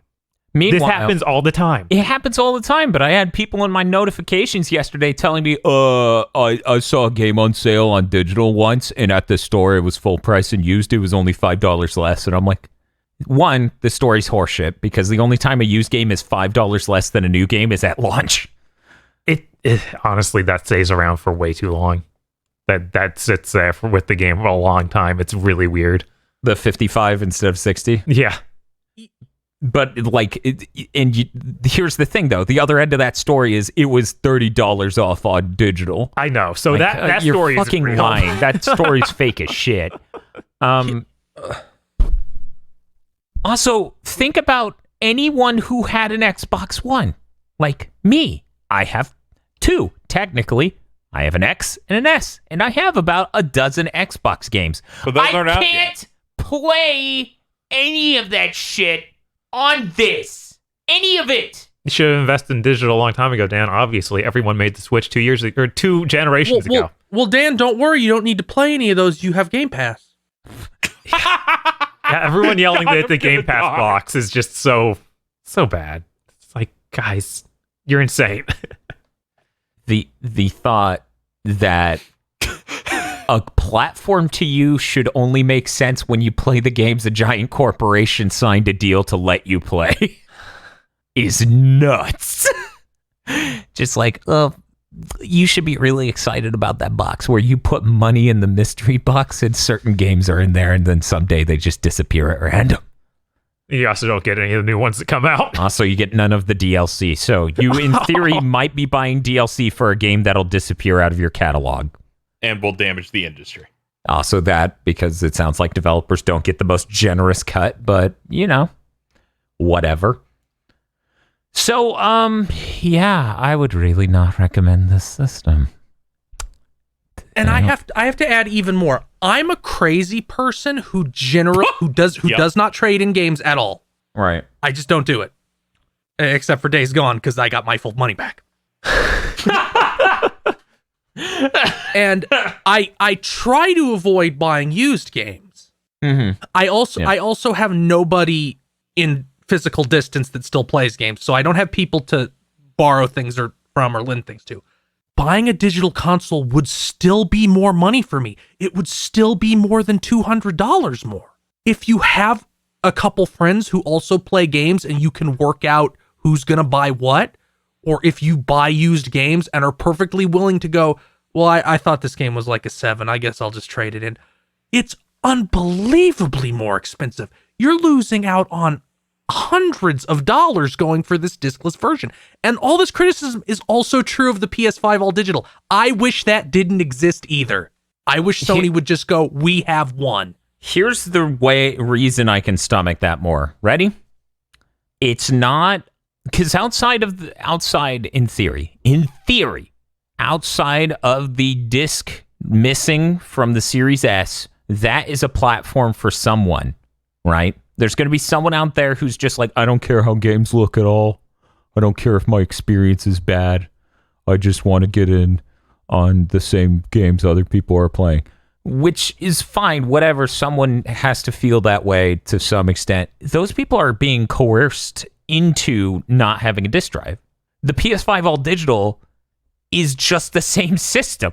If you want a PS5, you can get it without the disk drive or with the disk drive. There's no, I want the Series S with the disk drive situation. So, like, they're completely fucking people. Yeah, no, it is like entrapment almost. It's like, okay, we got you. It is so bizarre. Like, it's like, what if I care about the quality, but I'm also an all digital guy? Fuck you. Like, Yeah. Bob, you said it on Twitter that the Series S is a console that you have to belong in two subsets, neither of which I think are nearly as large as anybody thinks they are. Of course not. No, like that's People like who are excited for next gen, but also don't care, but also bought all digital. yeah, it's a weirdly weird stat. Like even if each group is big, they don't overlap that much. Right, because just that first two pairings of It's not like a graph where they're in the center of three circles. The circles are on different corners of a square. Basically. Yeah, it's like I don't care about resolution, but I'm also an all digital guy, which is usually people who spend more money. So it's like you made a console that's the two groups of people it would theoretically appeal to exist in opposition. yeah. It's like I'm trying to think what kind of person goes all digital but also doesn't care about performance to the extent they don't even have a 4K TV. Yeah, it's really weird. It's really hard to find. I mean, that's the exact paradigm that the Xbox One all digital was in. The worst it failed selling in a console year. maybe ever. Yeah, discontinued after like 9 months. Not great. It was 14, I think. I think we clarified on this podcast it was 14. I can't believe that 3 days after it launched, it was gone. Now, Dan, Yes. you called the Series S the Kinect of this Yes. channel. Yes. Do you think it will be dead and buried in a year like the Kinect was? I think there's a chance that none of them are moving through retail, and that could happen. I did have like a dream last night after this was announced, where it was like, just in this dream world, I was reading news for the podcast. I'm like, retailers refuse to take any more Series S's because they don't sell, and when they do sell, it causes a fight when the customer brings it back. And Bob, you wouldn't know anything about that, right? I've dealt with this exact situation a few times before because Xbox turns out they released this console already. Jesus Christ. And like I just said, it was the worst selling console ever. They're just releasing it again, except it's more expensive now and is just as bad. And it has a really good CPU that drastically outstrips the GPU, making it nearly pointless. Yeah. But yeah, no, a lot of people don't truly understand what all digital means. You have to really spell it out for them. And sometimes they still don't get it, get it home. Yeah, then it's a problem. it's that SpongeBob joke with Patrick having a thing explained to him. Yeah. What, by Man, right? Yes. Yeah. That scene's really Check good. with little poodles on them.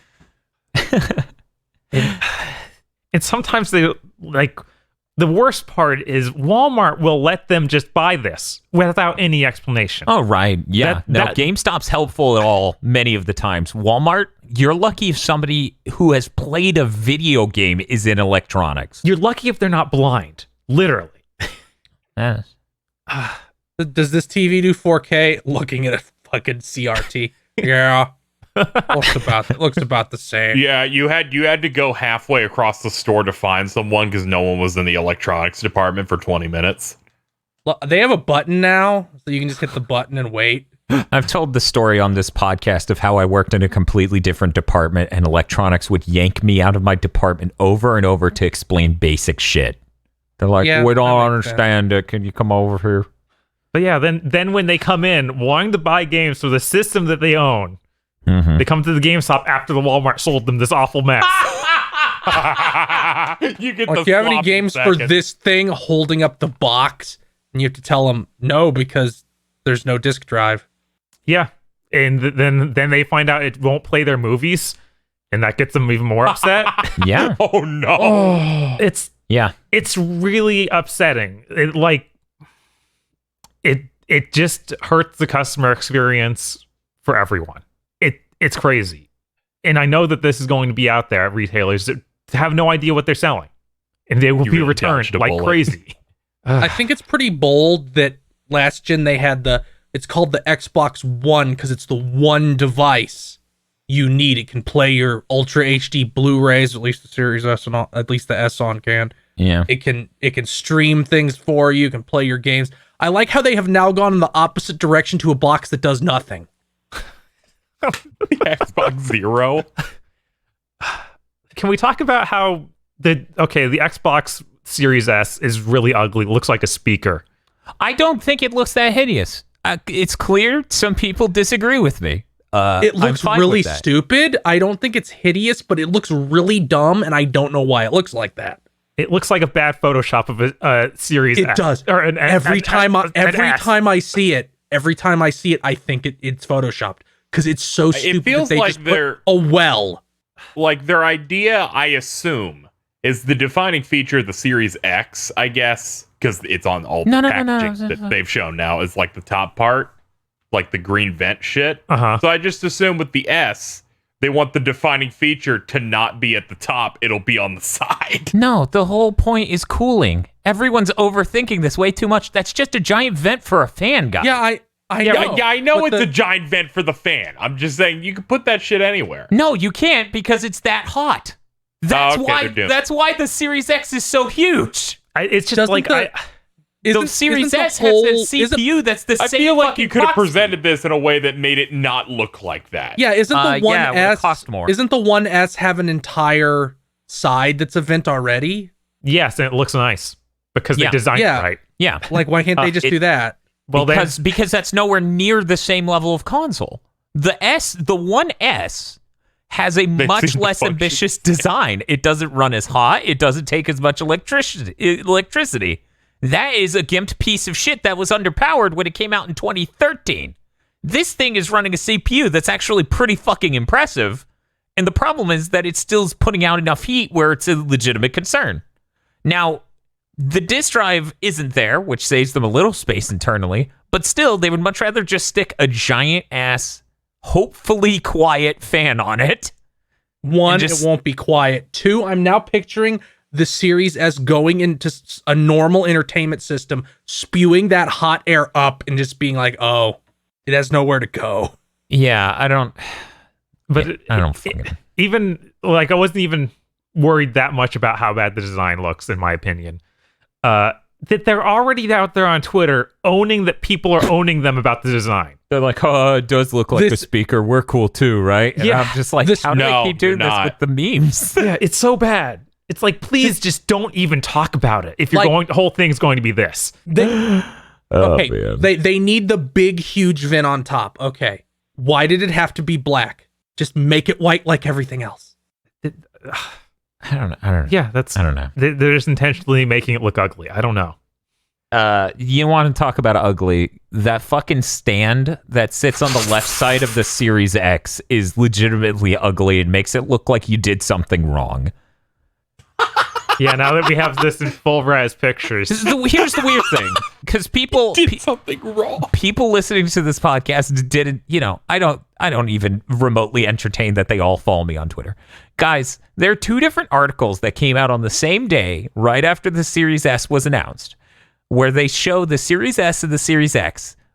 Two articles are written by Tom Warren over at The Verge. Fuck that guy. And another one's written by GameSpot. Here's the weirdest shit in the world. Every picture in all three of these articles avoid showing the left side of the Series X like it's the plague, and I can't help but think that was an NDA. They got this system in advance as long as they took no pictures of the left side of the console. Because there are pictures of everything. They took as many angles as you could wish for, but never the left side of the console. So each side of the console has multiple photos from different angles and shit to be cheeky. None of it's left. The reason why, the left looks like it has a Lazy Susan fucking attached to it. Like a tiny, tiny dish attached to the left so it can stand vertically. It looks incredibly dumb when you have a horizontal. That, I think, looks stupid. I'm okay with how the Series S looks. The Series X Lazy Susan is real dumb. But anyway, I digress. Before we get off into the weeds about subscription plans and other things, I real quick want to cover, I did a tweet talking about how the back compat would suffer compared to the One X because it literally doesn't have enough RAM to run it in those modes. Xbox fanboys on Twitter exploded in my mentions for hours straight. I eventually deleted those tweets because I was just fucking sick of them adding me and shit. The next morning, Digital Foundry does a video where they basically theorize the exact same thing of, yeah, it doesn't have as much RAM. How the fuck would it begin to do that? And even if it did, that RAM's nowhere near fast enough. So get fucked, Xbox fanboys. That news is out of the way. You're not allowed to delete tweets anymore. I concur. Hopefully I can unscrew that horrible stand if I get one of these and want to put it on a No, it doesn't detach. Yeah, look at it. There's No, they literally seams. said, the writers said, it doesn't detach. That I don't want to have the fucking monolith. They want you to, though. Looks cool, though. Also, another tweet I wrote. If Tom Warren could admit this thing's huge and might have a problem fitting in your entertainment center, and this is the only guy in the journalistic industry that's just open about being a Microsoft fanboy, thus the Series S is actually faster than the PS5 because I'm illiterate. I think all of you should be able to get over that fucking hump by now. Xbox fans, fucking get off the shit. Take a fucking jigsaw and cut Source? standoff. I'm with the box for the Xbox Series X also came out. I'm noticing it says 4K 120 right on the front. Series X. Series X. Thank you. Sorry. Jesus. On the Series S box, it just says sorry. By the way, we didn't even talk about this. A quick detour for a second. The Series S has like 512 gigabytes. Yeah. And the fucking smooth brain take from some people is, well, I think Series S owners will really get a lot out of streaming. Yeah, I saw that. Like this thing, the Series S sucks in every way. Like they really left no avenue where you can praise this thing. No stone unturned. And the only thing that sucks more than it is the completely smooth brain takes about it. So, like we usually do, this is maybe not great Xbox news. And certain people in the industry are very, very pro Xbox. Very pro Xbox. What I'm trying to say is Jeff Grubb's pitching a fit. No. What? Jeff Grubb. Oh, yeah, he's throwing a shitty little baby fit. He's throwing a shitty little baby fit. It's a baby fit. Somebody at Bloomberg wrote an article where they're like, the two-pronged strategy, the two-tiered next-gen console launch strategy is flawed. It's not going to work out. He had to, quote, retweet it and say, no, the S is genius. It's brilliant. It'll work out great. People can't tell the difference between 4K and 1080p. This same thing again. Uh-huh. This keeps coming up. It's a console we get in a sane world that knows most people can't see the difference. Yep. What a fucking idiot. Jeff Grubb, known idiot.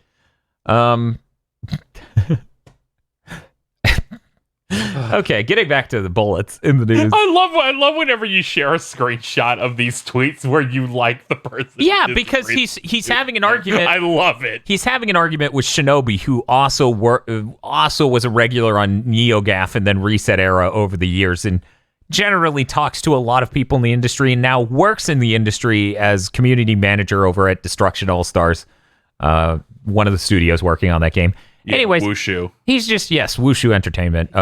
He's talking to them, and he's just like, no, there's a pretty wide difference between 1080p and 4K. Also, the GPU, helpful for things like DLSS and improving image quality in general. So yeah, it's pretty important. And then Jeff Grubb has to come back and be like, no. But anyway, I digress. Last thing we need to talk about. I think it's crazy because that Shinobi guy's usually like super positive, won't say anything negative on Twitter. Won't reply to anyone in a manner that just contradicts them or disagrees. Right. So, yeah. So we have subscription plans. I believe it's called the Xbox All Access. We have two tiers, Series X and Series S. And that's $35 a month and $25 a month. That's almost the price of a phone plan.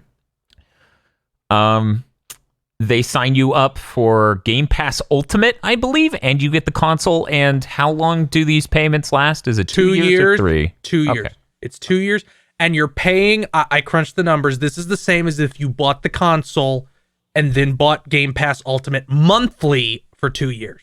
Oh, For the Xbox, for the Series S, you're paying $600 over 2 years, so double the cost of the console. And for the Series X, you are paying $840. And think about that. When you finish those payments, guys, you'll own that console and no games. Yeah, nothing else. But Game Pass.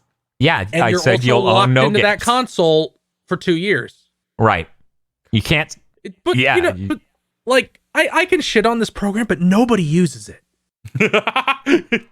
Yeah. Yeah, unless they roll this out to retail. I heard there was maybe something about it showing up at GameStop and Not whatnot, a but I don't. fucking chance. I was like, I don't think anybody wants to deal with this. Yeah, no, it's a lot of hassle and a lot of setup. And I'm have also to train seeing their employees to deal with it. I'm also seeing a lot of people on Twitter doing the thing that Phil and I talked about earlier that pisses us off, saying this is great for poor people. Hey, guess what? If the store that sells you a bad TV for way too much for a monthly forever and rents it to you is a bad thing for poor people, so is this. Yeah, Going into debt is good for poor people? Yes. yeah. I've seen people get caught in that trap so often of like the rental store.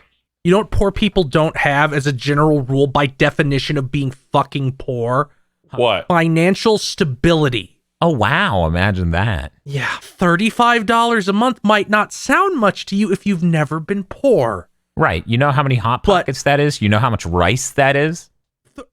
How many cans of Spam that is? It's just, no, you don't understand what being poor is like. You think being poor is having no disposable income. That Yes. isn't what being poor is. Being poor is, I'm afraid I don't have the money to live at the lowest level. Right. That's what being poor is. Like, these fucking people assume, like, well, I have $500 a month in disposable income. A poor person has, like, what, 200? It's like, no, they're like, all right, this bill is overdue by 6 weeks. I've got 2 more weeks till they turn it off, so I guess I should start paying a little of it now. Yeah, have you ever seen somebody go through bills and go, okay, we don't have to pay this one right away because they don't shut that off right away because it's too important. These they'll shut off immediately. We have to pay those. Have you ever seen anybody do that? If you haven't, shut the fuck up. That was half my life. Shut the fuck up about what you think is good for poor people. Yeah, no, it's fucking it's ridiculous, and I'm really sick of fucking listening to these assholes who have no fucking understanding of being born into poverty and not having any money to get out of it. Having them sit there and condescend to people and tell them that this is a great deal. Like, no, it's not. Anything that continues to take money out of your pocket every single month isn't a great deal, which is why you drive your old car until it explodes. I used Skype as my actual legal landline for a month. No, it was for 9 months or something because I couldn't afford even a prepaid phone. Like, that is in the vague area of poor, okay? So a fucking $35 a month, $25 a month of fucking console is not great for that guy. You know what's also not great for that guy? Losing all your fucking video games when shit gets rough because you need something to fall back on emotionally. If I went through some of the roughest shit I've been through financially and also all of my games disappeared because it was like Netflix, god damn, that would have been even worse. And here's something a lot of people are going to have trouble internalizing. They're going to hear what I'm about to say. They're going to go, "No, that's not true. This theoretical person I made up exists." if Maybe it's me. if you're a poor person buying a console at launch, you are an enthusiast. You're saving the money to get the good one cuz it'll last the longest. This lower tier, more affordable option is stupid. The argument that it's for poor people is stupid because you know what their option is for a normal one who isn't an enthusiast? Buying it 2 or 3 years in. Yeah, that's a typical response. Or waiting until the gen's over and Right. buying the base model. Right. And that's the thing. The Series S is the fake floor in Castlevania 2 that you should be checking with the holy water so you don't fall into a spike pit. There's like, okay, the gen's finally over. I can pick up the Xbox One S. Right. Wait, what's this say? The Series S? What do you mean I can't play any games? It's a bum deal. I've always been a fan of saving up to get a console, eventually, and buying used or borrowing games or occasionally buying new and then just lending them to people because that works out financially long term because I'm not paying monthly. But yeah, anyway, enough of the stupid all access thing. Enough of that. Microsoft announced that EA Play's getting added to Game Pass. That's cool. What a weird turn of events, because EA was like, Microsoft's the greatest because they let us sell this subscription plan on their service, and then I guess not enough people had it, so they were like... I was like, this is just the admission of that being a completely useless service that made them no money. Which is a continuation of the Origin Exodus. Yes. Where things just went over to Steam now. Man, they really ate shit, didn't they? Yeah, no, Riccatello should eat my ass. What if we sell them this service where they can play our games that are not done by launch date 2 weeks before launch date? Who would want that? God. Yeah. So that's cool for people with Game Pass. Maybe, I guess. You get to play Skate. This had a disk drive and it had more RAM and it was faster, so it could just run back compat as well as the One X. There were a shitload of people I would have recommended it to. Yeah, if it was a good product, you'd be able to recommend it. That tends to be how these things work. I would have probably picked one up to have a backwards compatibility upgrade because I booted up Final Fantasy 13 on my S and I'm like, this looks like shit. Weird that you say that, KZ, because I heard 4K is a meme. It is a meme. Microsoft just pretended that they cared about it for a few years, and then they dabbed and flossed their way out of 4K. Oh, no. They pretended to care about it up until 2 days ago. I want to die. Every single person I have shown this 4K TV to has been astounded. Yeah. Normal people, my elderly parents, who don't even have the best eyes anymore. That was the best. You're like, this is crazy. I gotta go show my family. It seems like it's so clear. It seems like magic. Fuck off with this no one can tell shit. You're blind. You're worse than blind because I don't think you actually can't tell a difference. I think you're just an insipid contrarian.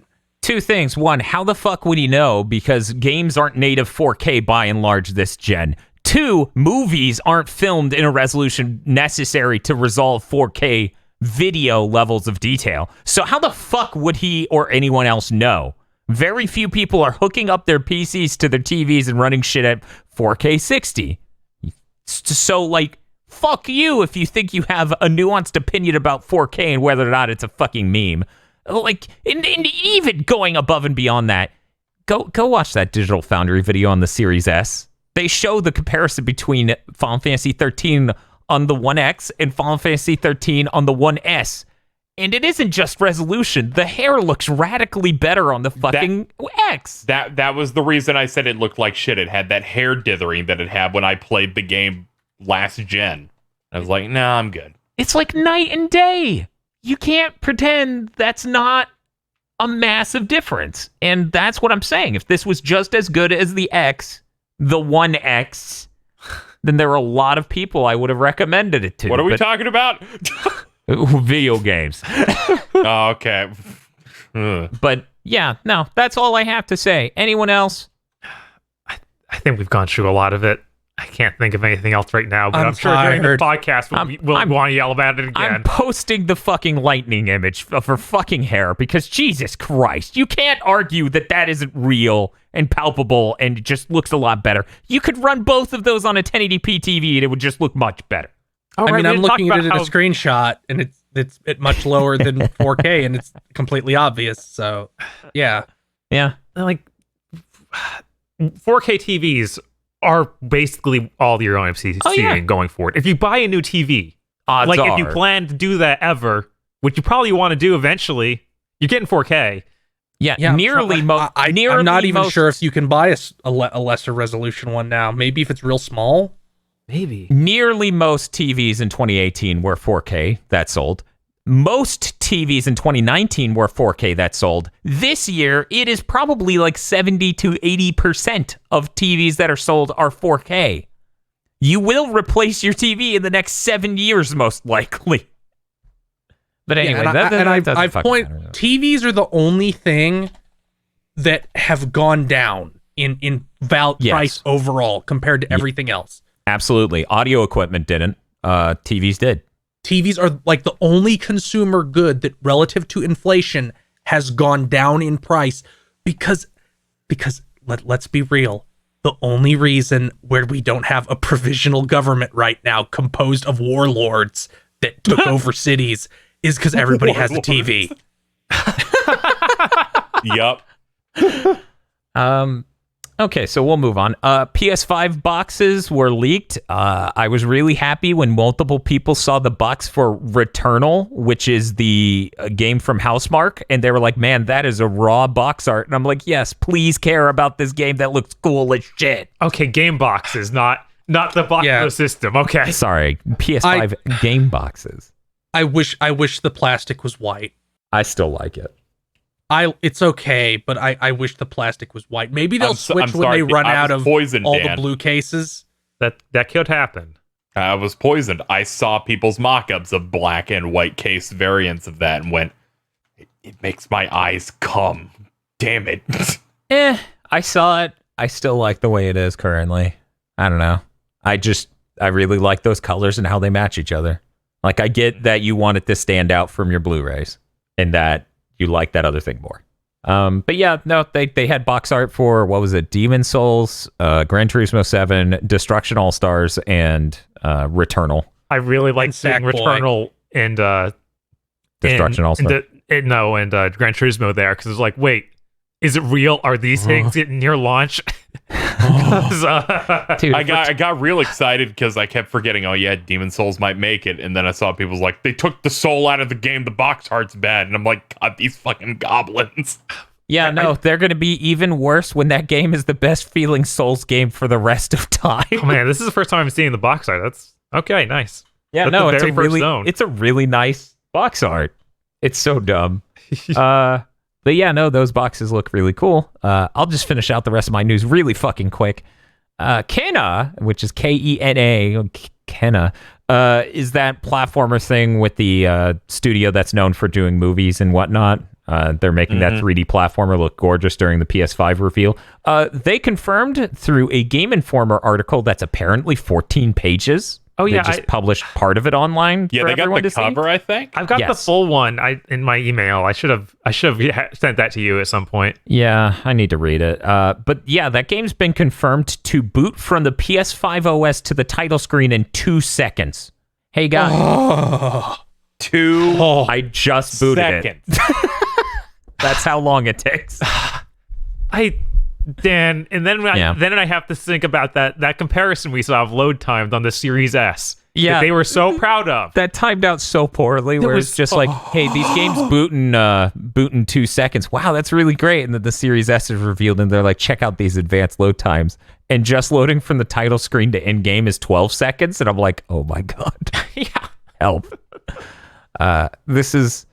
I genuinely feel the PS5 is going to make the last 4 generations of consoles feel like dog shit to go back to. Load screens will just be this insane thorn in your experience that'll feel alien just a few years into the PS5. The Xbox Series X will be lucky if it doesn't also get blasted like these last 4 generations. This is a great feature, and I'm very excited for the PS5. Can't wait to see Kingdom Hearts 3 load. How about you, Casey? I think about it. I think about it pretty often. I think about that in the frame rate a lot. Yeah. No, that's gonna be cool as shit. I can't wait. Just like, God. I'm on a PS4 vanilla. I'll get to see that game in proper resolution, running well and loading fast. Anyway, sometimes on breaks, I'm like, let me redo some of these fights. The frame rate tanked on Xemnas a little bit for 4 seconds. I'm like, PS5, Fucking, it's gonna be beautiful. I'm gonna come. Oh man, what else you got?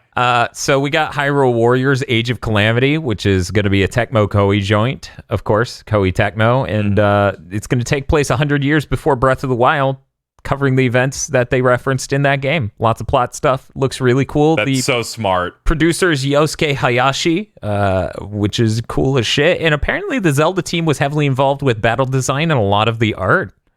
It's very exciting. Yeah, you can see that they like there's pictures of the UI and it all looks like bang on for Breath of the Wild. And I saw like the mechanics of it, of dodging at the right time to go into the slow mode and do the flurry rush, like getting a bunch of hits in. Mm-hmm. And they really got that Breath of the Wild art style in there too. Yeah.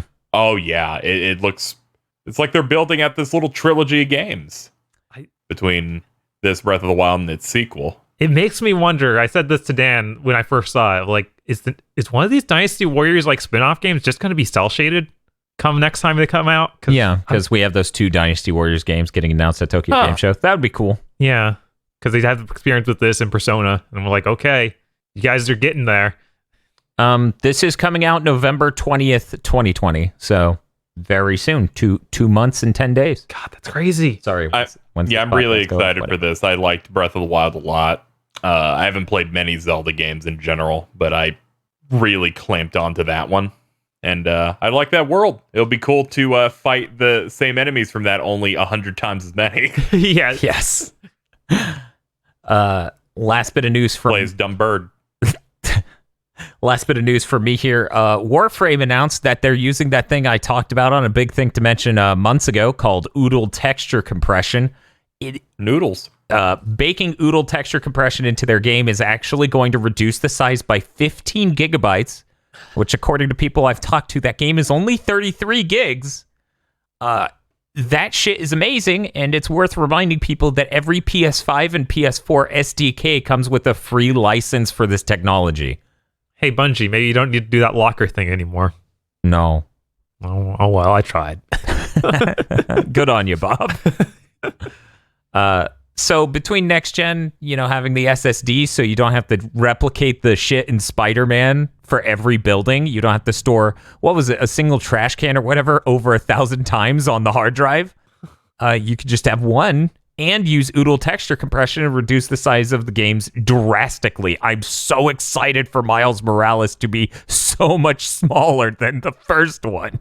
It's kind of crazy to think, oh yeah, they get to do this. They get to have these games that they don't concern themselves at all with the old setup. Yeah. The Xbox isn't like that. The Xbox, you still have to have the redundancy because it still has to work on the one. Oh! Yes, it's just crazy. Well, here's the thing. Microsoft said they were going to do that, but they only have one game announced that's actually going to support the Xbox One. So they just fucking lied from what we could all see. And the worst problem is they're not going to get shit for it at all from journalists. They should be like, just people should be upset with them for years because they hammered this drum of pro-consumer. We're going to support everything. All the game, like they have this weird tone of third parties are going to be along for this ride, and they shouldn't be. And they're not going to be because every fucking developer you hear from is just like, please, SSD, please. Right? They want to take advantage of it. Otherwise, why would they have asked for it? Right. And it was the thing every fucking dev asked for. Yeah. That compression, I'm really excited for. I would love to see like games that are already small somehow get smaller. I'm like, Arxis, can you somehow get something under a gig just to flex? That would be fucking funny as shit. It's like Dragon Ball Fighters is 990 megs. Harvest Moon is like 100 megs.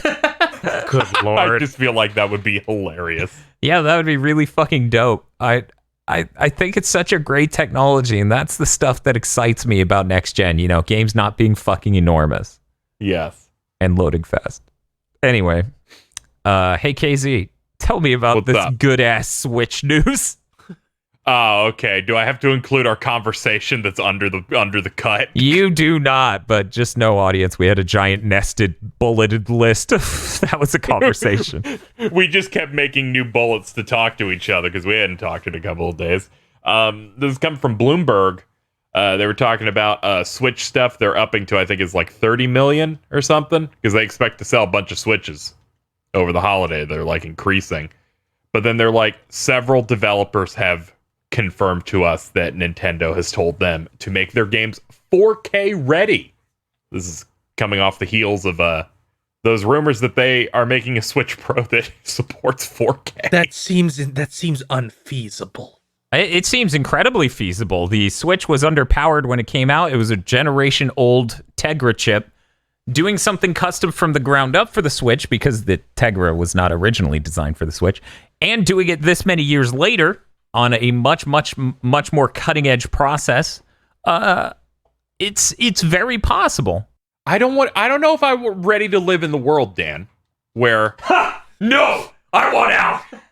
the new Nintendo platform I want out of this conversation. is supporting 4K video games. Meanwhile, they're shipping a box to retail called Xbox Man. that can't. You know, Yeah. it is funny that Nintendo, who have always resisted anything new, is like, I'm just making 4K. I have to wonder if this is going to be like non-portable, just like home console only.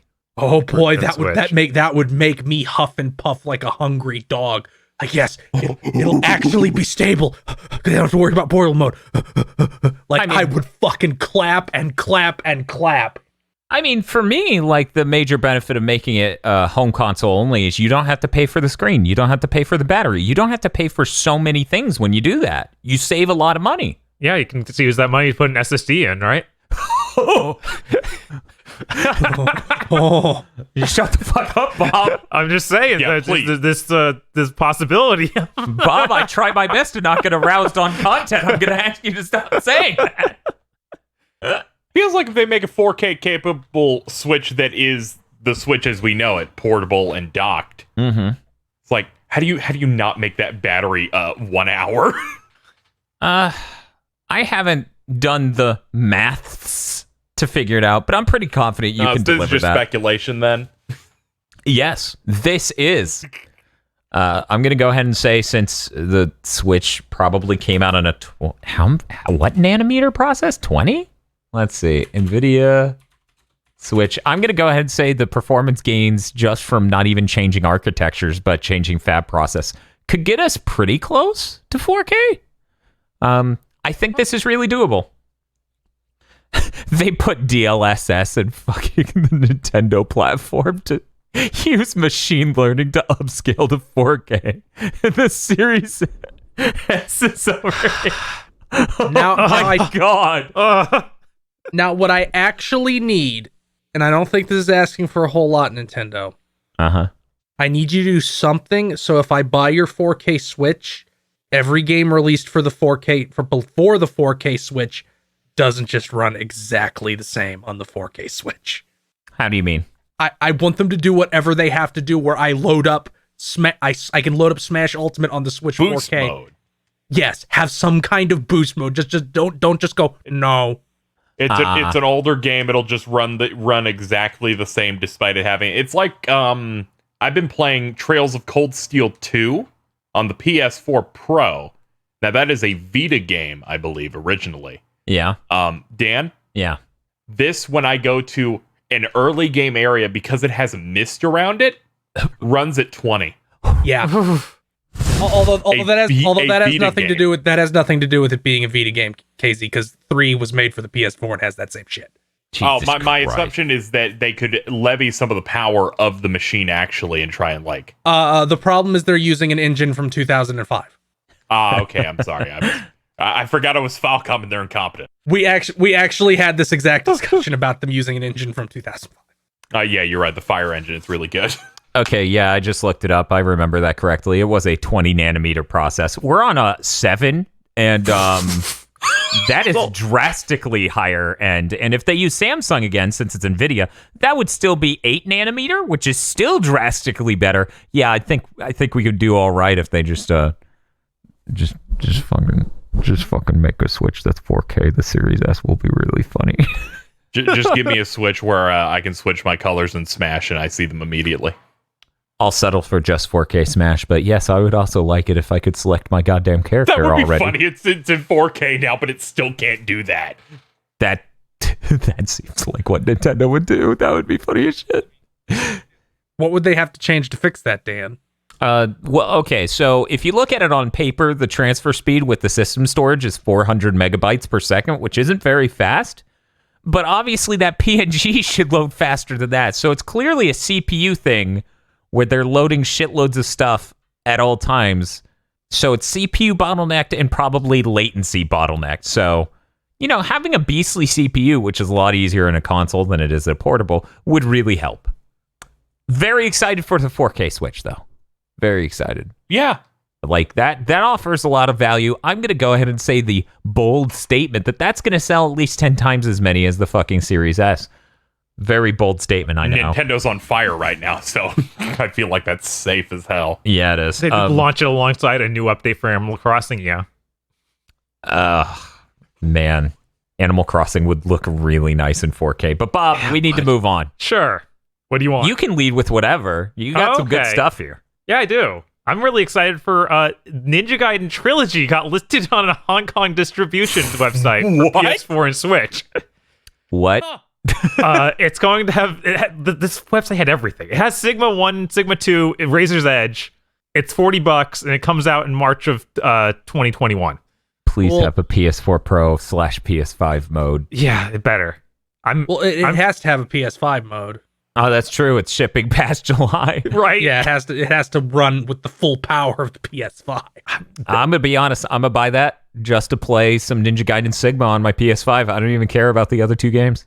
Yeah, and this is the first time we've seen Koei Tecmo do this sort of thing, so I'm hoping for some sort of enhancements to these, like maybe different modes or anything. They should remake the cutscenes because the pre-rendered videos from the original Xbox probably aren't going to look very good. Oh no, it's fine.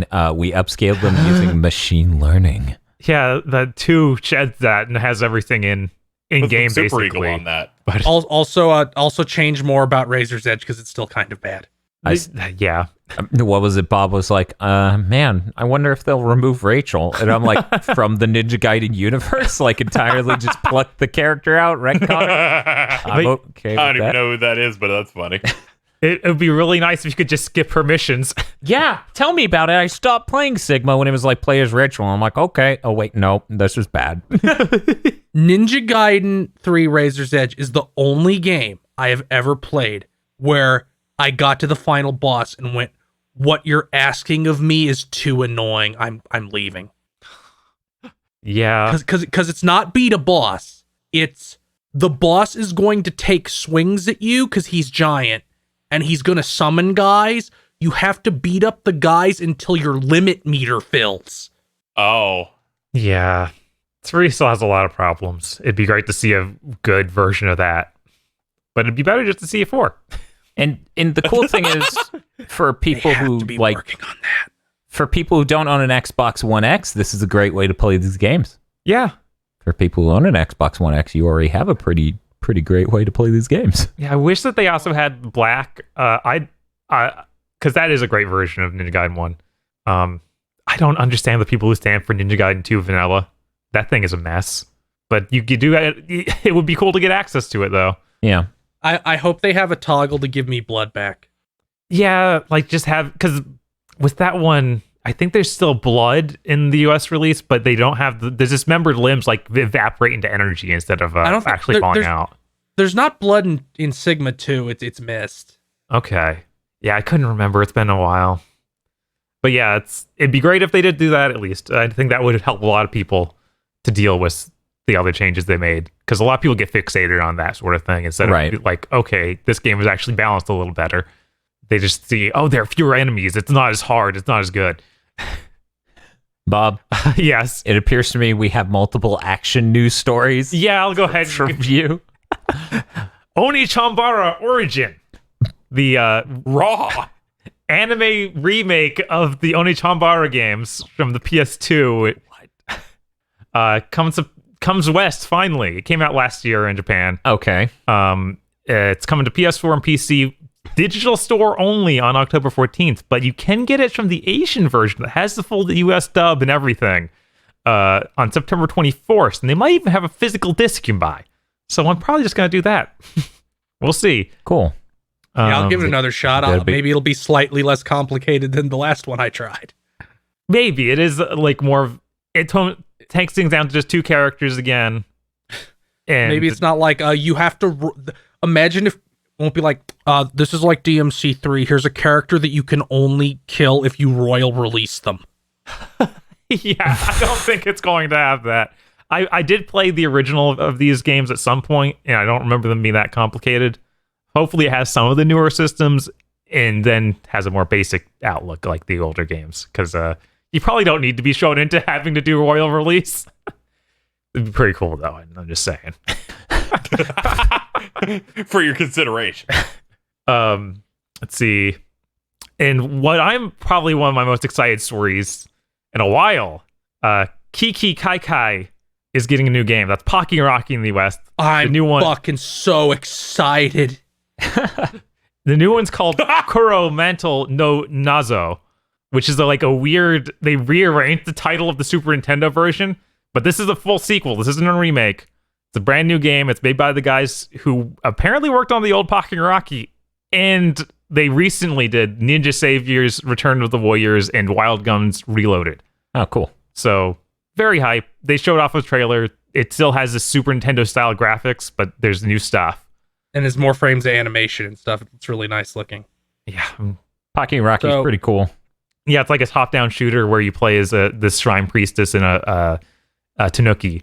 And you just I hope it has the other characters from 2, because I really liked them. You had like the Tengu guy, you had the little ninja girl, you had the giant man who throws huge bombs, you had the scarecrow, you had the robot, like at least a couple of those. Also, Pocky Rocky 2, the only game that ever made me sleepwalk. Okay. I rented Pocky Rocky 2. I played it so ridiculously long. I was like 8 or 9. And I go to bed. I wake up on my beanbag chair, because I had a beanbag chair, and the Super Nintendo is on, but the TV is off. So I stumbled over asleep and turned the Super Nintendo on and sat down, but I didn't have a controller or anything. Sleepwalking is very performative. Yes. very just, primal. Yeah. Happy box work. Another spiritual successor got announced this week. Okay. Graven, the spiritual successor to Hexen 2. What? Oh, that's Yeah. raw. Hexen is raw. Hexen is raw. Is Hexen one of those like Doom likes? It is. Yes, it's Doom, but you're a wizard and all your weapons are spells. So really, Yes. That's raw. also I think it's Quake-like, isn't it? Isn't it more like Quake? Maybe Hexen 2. Hexen 1 was literally just had Okay. almost Yeah. the exact same technology. Gotcha. This is being made by 3D Realms. Like, I think the vice president of that studio is the director for this game. Yes. It's being made to look like it's on an Unreal Engine 1. I love this already. That's great. Yeah, it's pretty neat. I'm hyped. That was one of my favorite Doom likes back in the day. So it's exciting to see them come back to it and just go crazy with it. And then my last piece of news. Call of Duty Black Ops Cold War multiplayer reveal happened. Oh yeah, did you check it out? How is it? I looked at it. The vehicle, they're showing a lot of vehicles. Like almost every map seemed to have vehicles, which kind of takes us more in line with like a Battlefield, which is interesting. Yeah, are they trying to just murder Battlefield in cold blood? I think they already did that. The Battlefield Twitter account disappeared the other day. Yeah, that thing just blinked out I of got existence. scared. I hope she's okay. And also they showed off Miami, and that looked cool. It was like, this is set in 1980, so it just looks like that same street you see in like Scarface and was remade in Vice City. It's so good. I'm excited. That's pretty cool. It's making me somewhat happy to be picking this up Yeah, later this year. because once again, if you have a PS5, it's going to be 4K 120, which is hype as shit. And I've heard, Yes, I'll get it. Yeah, I like, if you guys are gonna play it, I'll do some. How about we buy it and tell you whether or not it's dog shit? right, that's probably better, because I as much as I want it to be good, and I think that I don't like the map design for Black Ops typically, so maybe them turning into this vehicle thing will make it more fun. for me. At least. Here's my problem, Bob. Yeah. Okay, I haven't even watched the trailer, but I already have problems. You know why? What was that? Because when I boot this game, it's not going to go like Battlefield does. So that's it's fair. It's not going to get me hyped. I'm not going to be like, It might start with Ronald Reagan betraying you. Now you're making me want to just blindly buy it. and then Ronald Reagan shoots you in the head at the end of the first mission. He's like, throw him overboard, boys.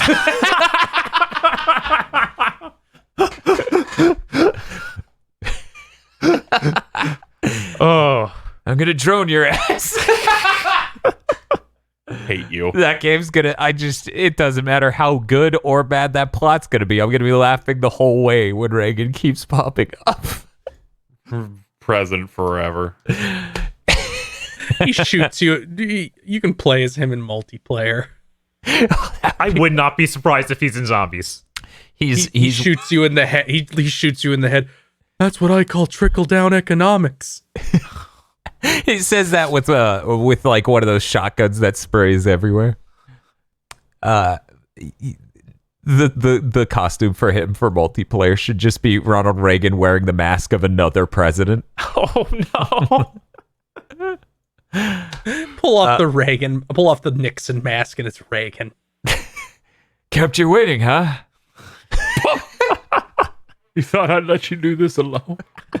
Mission Impossible Blair's like max volume. Solid Snake does Iran Contra. I'm gonna die. Okay, well that's Bob's News Corner. We now go to Feel. I hate this first bullet, but do it. Okay, so they revealed Tawna. I don't know how the fuck you pronounce her name. Tawna. Crash's love interest. Playable in Crash 4. It's not actually normal one. It's an alternate dimension Tawna where I guess Cortex won. So now she has to fight against Cortex. She has That's new design. I've seen her ass 8 times since they showed that trailer.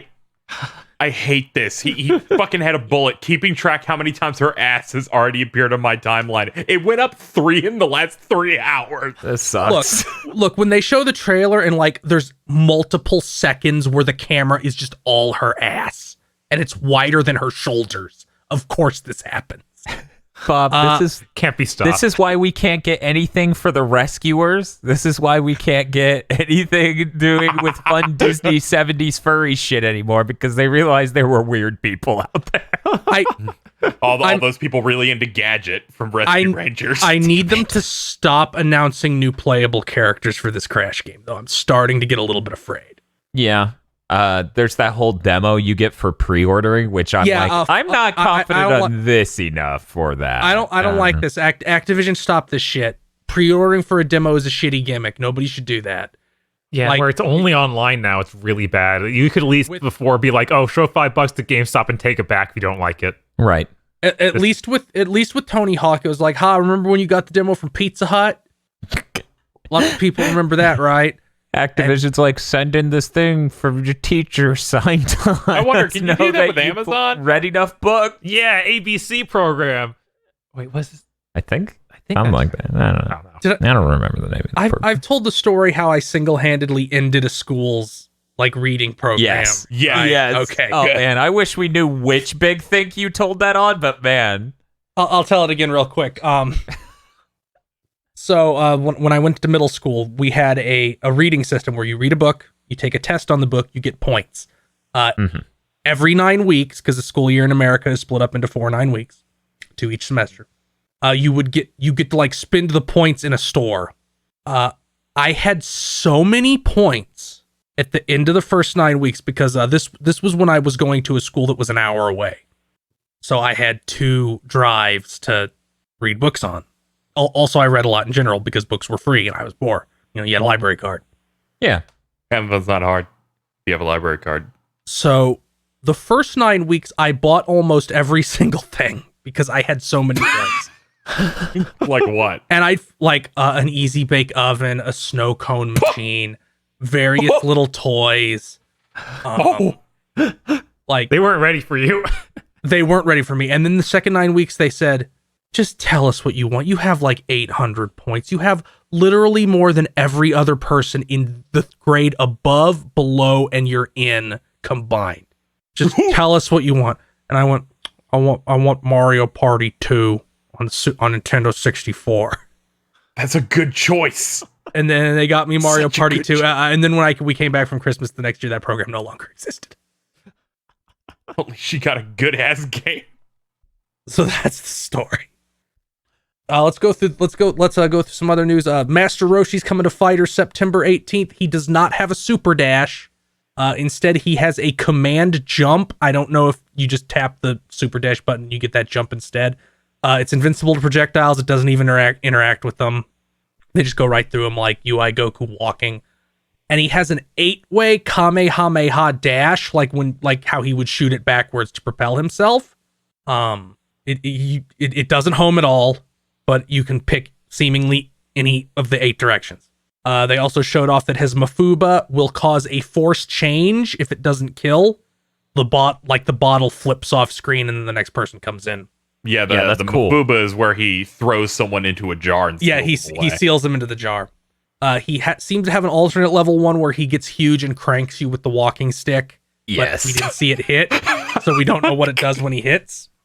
Oh God. And his level 3 is the really big Kamehameha. He's either going to be really good or completely worthless. Exciting. That's the only 2 options when you mess with like the core mechanics of the game for a character. Mm-hmm. Isn't he coming out really soon? Yeah, yeah, the 18th. September 18th. Jeez. So the week you're hearing this, I think. Yeah. I think it's like a couple days early if you have the it's pass. it's 2 days early if you have the pass. So I wish like, I had the pass. it'll be Wednesday if you have the pass, and Friday hate if you you. don't. And lastly, 505 Games told everybody that it was impossible to upgrade the standard version of Control to the Control Ultimate. Do they call it Ultimate or Definitive? I think it's Ultimate. Yeah, it's Ultimate Edition. So you could so it'd be impossible to upgrade it to the next gen version. Fuck you for buying our game. Yeah. And then they accidentally upgraded the basic version of Control for a bunch of people to the next gen version. Yep. Impossible. And then they reversed it as quickly as they could. It was Now- impossible, just like how you can't flip a switch to make crossplay work. You also can't flip a switch to turn off Kinect. Like KZ said, was this them just being incompetent, or was it some rogue? Was it some rogue going, if I do this and it embarrasses them, they might be forced to walk this back? It's that. I like believing in that because it's funny. Right. I like believing in that because that's what Epic did with crossplay. Yeah, that's why I considered it. Yeah. I want to believe it. But yeah, I hope they get humiliated enough into walking this back. Same, because every other major publisher is just like, and you get the next gen version for free. Yeah, what did we hear about today? Yeah, Oh, yeah, that was it. will. We got to cover that other news that KZ has aside from that first, though. Okay. So, No More Heroes 3 was delayed to 2021. They're like, 2020, good luck. yeah, as it turns out, they covered their bases there. They're like, human malware caused us some problems. We're in a good spot now, but it Those ate words. up a lot of time. We want the game to be good. Those words were so prophetic. 2020. Good luck with that. Yeah, no, Yeah. when he announced it, I was like, wait, I thought this wasn't 2020 at all. Oh, yeah, they pretended. Okay. Yeah. Yeah. They also put in there that they got the artist from The Boys to do some art for the game. The person who drew that meme, yeah. The Boys, like Spider-Man. No, That would be No, really good. The Boys. Not yeah. be confused with the Yu-Gi-Oh monster, Da Boys. Derek Robertson drew the comic for The Boys, currently a prestige television show on Amazon. Did the art for the comic, and he's doing some art for No More Heroes, and he's working on it in some capacity. That's a really good fit because The Boys comic, at least, I have not watched the TV show. The comic, at least, is basically tonally exactly like No More Heroes. If I remember correctly, that show on Amazon Prime is a part of that genre of what if superheroes said fuck? It's what if corporations made superheroes and every superhero was the biggest piece of shit in the world? Yeah, no, it's actually, it looks pretty appealing. I've been wanting to watch that show. Very thin allegory for celebrity. The Boys is every superhero is a piece of shit and causes tons of collateral damage that their corporate sponsors cover up. So a guy goes, "We're gonna kill superheroes for being pieces of shit." And they didn't cast him, but what is that movie where Hot Fuzz? The main character in the comic was based on Simon Pegg. Oh my god. Yeah, they should have cast him. I think he's a little too old, which is why they didn't, because the guy's supposed to be like in his 20s, but originally he was supposed to just look like Simon Pegg, and he just looks like Simon Pegg. Well, KZ, we have to move forward to the Ubisoft Forward round. All right, we will move so forward that we will completely miss any Ubisoft content they put out ahead of the show. That didn't exist. Sweep that under the rug. So if they apologize for anything, they never apologize for anything. Yeah, we wouldn't even know. Yeah, we would not even. Did they? So yeah. Did they? Oh, you did they didn't actually do that though? Yes, they actually. They may have put out a 4-minute video ahead and then said on Twitter, well, we're stretched for time on this show, so we couldn't put it in the actual show. We just posted it separately on Twitter. Yeah. And then I saw Jeff Keighley go, "Come on, guys, what are you doing?" I don't understand why this couldn't kick the show off. It's insane. Yeah, they clearly weren't pressed for time. The show ended in an odd spot anyway in terms of like time space. Also, they apologized for the Tom Clancy's Elite Squadron, but they will continue to not change anything about that game. Excuse you, the logo. Ugh. So we got the Ubisoft Forward. They showed a variety of things. Our highlights include Immortals, Fenyx Rising, which was shown. A thing where I was like, come on, guys, it doesn't look super inspired by Breath of the Wild, and then they do shit like that magnet picking things up stuff. But aside from that, it looked cool. Yeah, it looked coming cool. out December 3rd. You can like customize your character and stuff. To lift weights. Which that was the best part. Which like just lifting weights. Changing the name of the game to something bad that involves the protagonist's name, but they're also completely customizable, apparently seems like a weird decision. Once I have assurance that this game does not feel bad to play, I might get it. That's it looks like the most promising Ubisoft game in 2 generations, like since Assassin's Creed 1. Yeah. Because Watch Dogs kind of felt compromised when it actually came out. It felt like Watch Dogs, the compromise. I mean, I liked Driver San Francisco. Yeah. Yeah, it was pretty cool. Yeah. I just think this They is should really make another promising. one of those. I mean, I agree with you, yes. The combat looks appealing in the stuff they showed here, where I'm like, this doesn't seem like a Ubisoft game, like the air combos and the busting out the huge hammer. And yeah, it looks like when you do attacks, they're just attacks instead of weird animations that have to play into the enemy's animations, like in all of their games recently. Mm-hmm. It's like the character animated really well, but the enemies animated like you would expect a Ubisoft game would. Look, they just run in they're always in knee-deep water, okay? That's how you know they're big. I did like they hit some big enemy and it died, so it turns into smoke and shot off, and you saw it fly like 4 miles away. I'm just imagining some Ubisoft game set in swamp country, so there's an excuse. There isn't a single inch of the map that isn't knee-high mud. Jesus. I'm gonna read this next game as I wrote it. Mm-hmm. Prince of Persia: The Sands of Time remake is real and was possibly made 10 years ago. It comes out on January 21st. It looks real rough. Though every character looks like they were made fucking 10 years ago. Yes. They really have that last gen face to them. Yeah, it's weird. I wanted to be excited for this. That was one of my favorite like Ubisoft games ever. That first Prince of Persia: Sands of Time one. Mm-hmm. So it's it sad does to see really that. have that 7th gen but higher resolution energy. Except I think I'm still interested in it because I did like that one, and it'd be nice to like go through it again with the. I think this update. might look worse than the weird Intercool one they made late last gen. The Forgotten Sands. Yeah, the Forgotten Sands. But it's been a while since I've seen that. I played it on Yeah. PC, so maybe it had a natural buff. I did like whoever they had. I forget what her role was in development. It was just talking about it. It's like, yeah, the voice for the prince. It's Yuri Lowenthal, and his voice hasn't changed at all. It's really great because his voice hasn't changed at all. It was delightful. Yeah, the when she 17 said years since he voiced the prince last time. that. Yeah. That's I was real like, good. oh, dope. They didn't change him. I was like, I wonder if they will or not, but no. That game's still forever funny when you eat shit and then say, no, that didn't happen. Yeah, I like that. I keep thinking of how cool that art style they got for the PS3 one was, where they just call it Prince of Persia, Yeah. and how mediocre Oh, that game yeah. was. So it'd be great if they Yeah. just were like, let's Tragic. do another one that looks like this, but it fertile plays like land. the old games. The fertile lands, the fertile lands, the fertile lands, fertile lands, fertile lands. I'm glad Phil remembers the entire plot. I was worried most people didn't, but he just fucking nailed it. You can get 2 more fertile lands if you buy the DLC for the ending. Yeah, I was like, remember when it ends in like a very like Shadow of the Colossus-esque way of you unleashing the evil to revive the girl?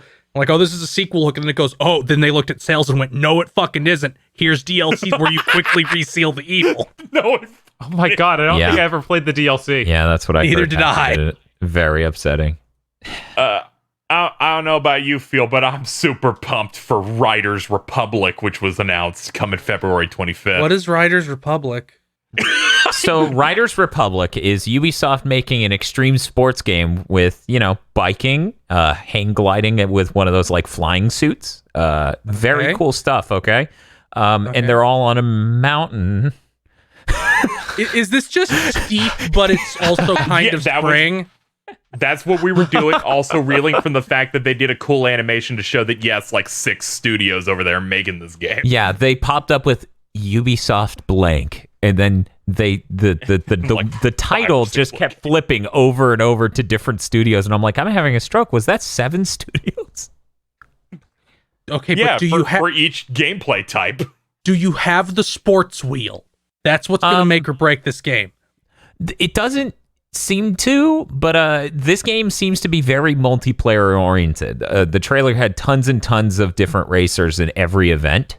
So in theory, it could be massively multiplayer. It's a little uncertain based on the gameplay they showed, but we'll find out more later, I'm sure.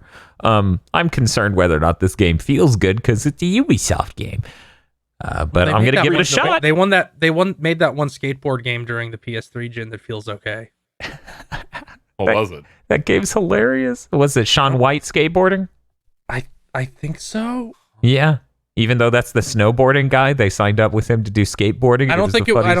I think yeah, Shaun White skateboarding. Yeah, KZ, like the man captures Shaun White, and your character has to save them, and you have the power to like make graffiti appear in real space and like grind it to get up really high and drop a bomb on the man or whatever. Yeah, it's You're fucking trying to hilarious. activate. Are you trying to activate me as a sleeper agent? Because my brain's kind of getting fucked up. Where I'm like, I think I remember that. Yeah, he already told the story. So they also announced Scott Pilgrim versus the World, the game, returning to modern consoles. Cool. Not many people realize this, but yeah, you're not meant to idolize Scott Pilgrim. He's supposed to be a bad person. Whoa, you're telling me you're literate? That's crazy. The only thing I ever know about Scott Pilgrim is that anytime it comes up, it's just my timeline complaining that people are stupid over and over. Well, when yeah, when I because see people with 600,000 followers tweeting that take, KZ, yes. there are people I've engaged with who all they know about Scott Pilgrim is that really bad take. That's their only point of interaction. They're like, oh, Scott Pilgrim's kind of like, I can't believe how terrible he is. And I'm like, yeah, that's kind of the point. It's kind of a character arc and an exploration of that.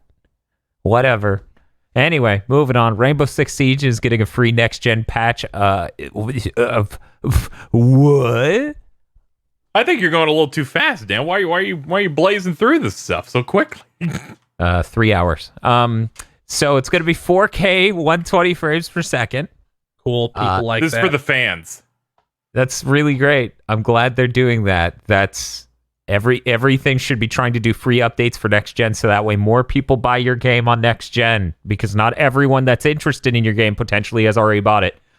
Also, about when are they going to upgrade Pilgrim Ghost Recon Paint Breakpoint for that? Also, yeah, Scott Pilgrim comes out holiday 2020. Put it in the box. It's done. Just put cough in it. But I think for Rainbow Six, like, it makes a lot of sense for any of these competitive ones to hit that 120. Oh yeah, 100%. That's super important. It makes your game feel better. You should all be trying to do it because it makes your game more responsive. And for netcode, it actually helps a ton too. Think we'll get a Overwatch update? Dude, when the can see PS4 that. when the PS4 Pro came out, you know they did an update for the PS4 Pro. You know what it did, Bob? What did it do? They waited until, I think it even took them until the Xbox One X came out to put out this update. It just updated the HUD to 4K. Thank you so much. The actual game stayed the exact same. And maybe now that they have next gen consoles, maybe. I mean, they got Overwatch 2 coming. Yeah, and the Overwatch 2. My confidence in Blizzard's That's the only reason I feel like there's a better chance of that type of thing going. It's like a lot of stars are aligning here. Yeah. Hopefully the Series S doesn't dash those hopes. Don't worry, Casey. It's going to sell like 4 units. Oh, okay. This last bullet we have here, Dan said we had to put in here, dumb Watch Dogs Legion music thing happened. Bob, do you remember the name of the musician they showed? Of course not. KZ, do you remember the name of the musician they showed? No, I didn't even want to put this in the news.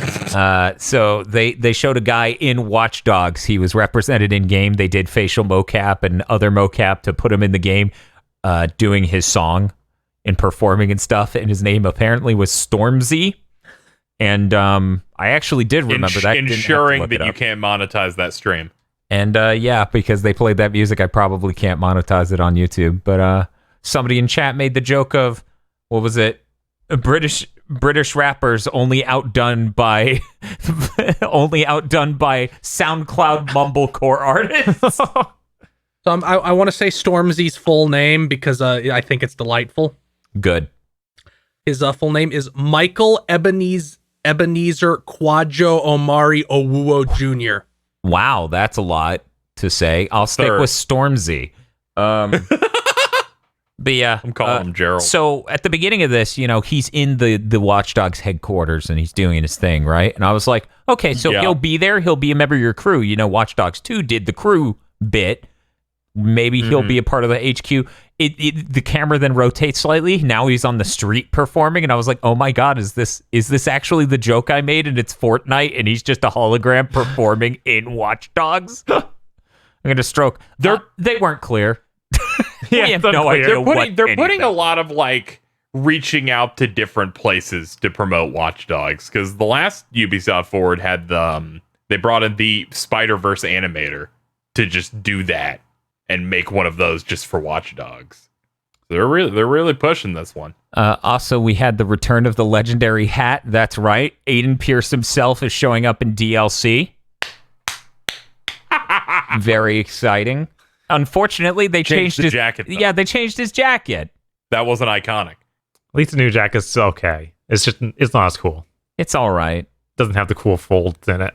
No. Do you think since they brought him back, this new Aiden Pierce will be like super self-depreciating, like, I got my nephew killed because I'm a stupid asshole. Hopefully. I vaulted has over his grave. It was really insensitive. Dab. I attended his funeral and Reagan droned me. Oh no, he's back. But that's news, everyone. Cool. I have no idea what we're doing on the channel. Don't even ask me. KZ, what are you doing?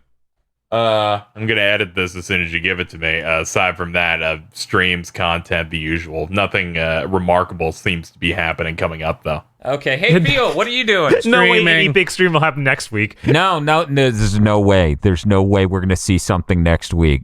The PS5 we'll never hear about it again. I can't hear about this shit anymore. I've been burned too much.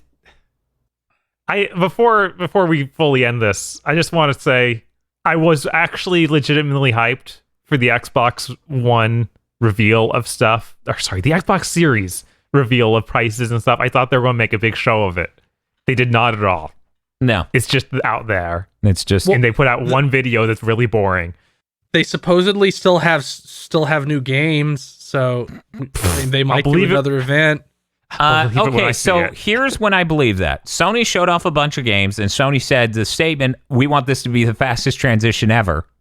Okay, that seems believable that you guys are just doubling up. Microsoft has literally no games shipping by the end of this year, and people keep saying they have more games to show. Bullshit. They have no games that are shipping anytime soon to show. I refuse to believe You'll that. see they'll announce four Fables and a new Conquer in a week. Why 4 Fables? They're going to announce a perfect dark game that won't come out for at least 2 more Phil, years. give me the 4 Fables now. A remake of Fable 1, Mm-hmm. Fable 4, Mm-hmm. a Fable Battle Royale, and Fable the Darkness, where you play as the Jack of Blades. All right, well, you got me. Thank you for listening to this episode of The Big Think Dimension. If you would like to support the GB Podcast Network, head on over to patreon.com/GB Podcast so that way you can get exclusive behind the scenes on stuff, other content. There's a lot of content. It's basically non-ending avalanche of content. So head on over there, become a $5 backer or a Podlord today.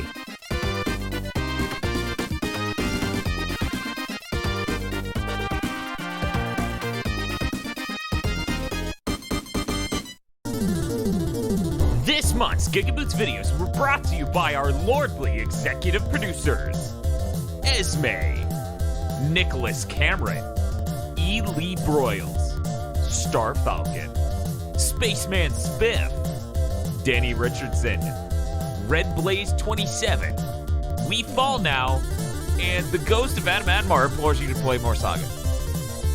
Thank you very much to our executive producers. And also these guys.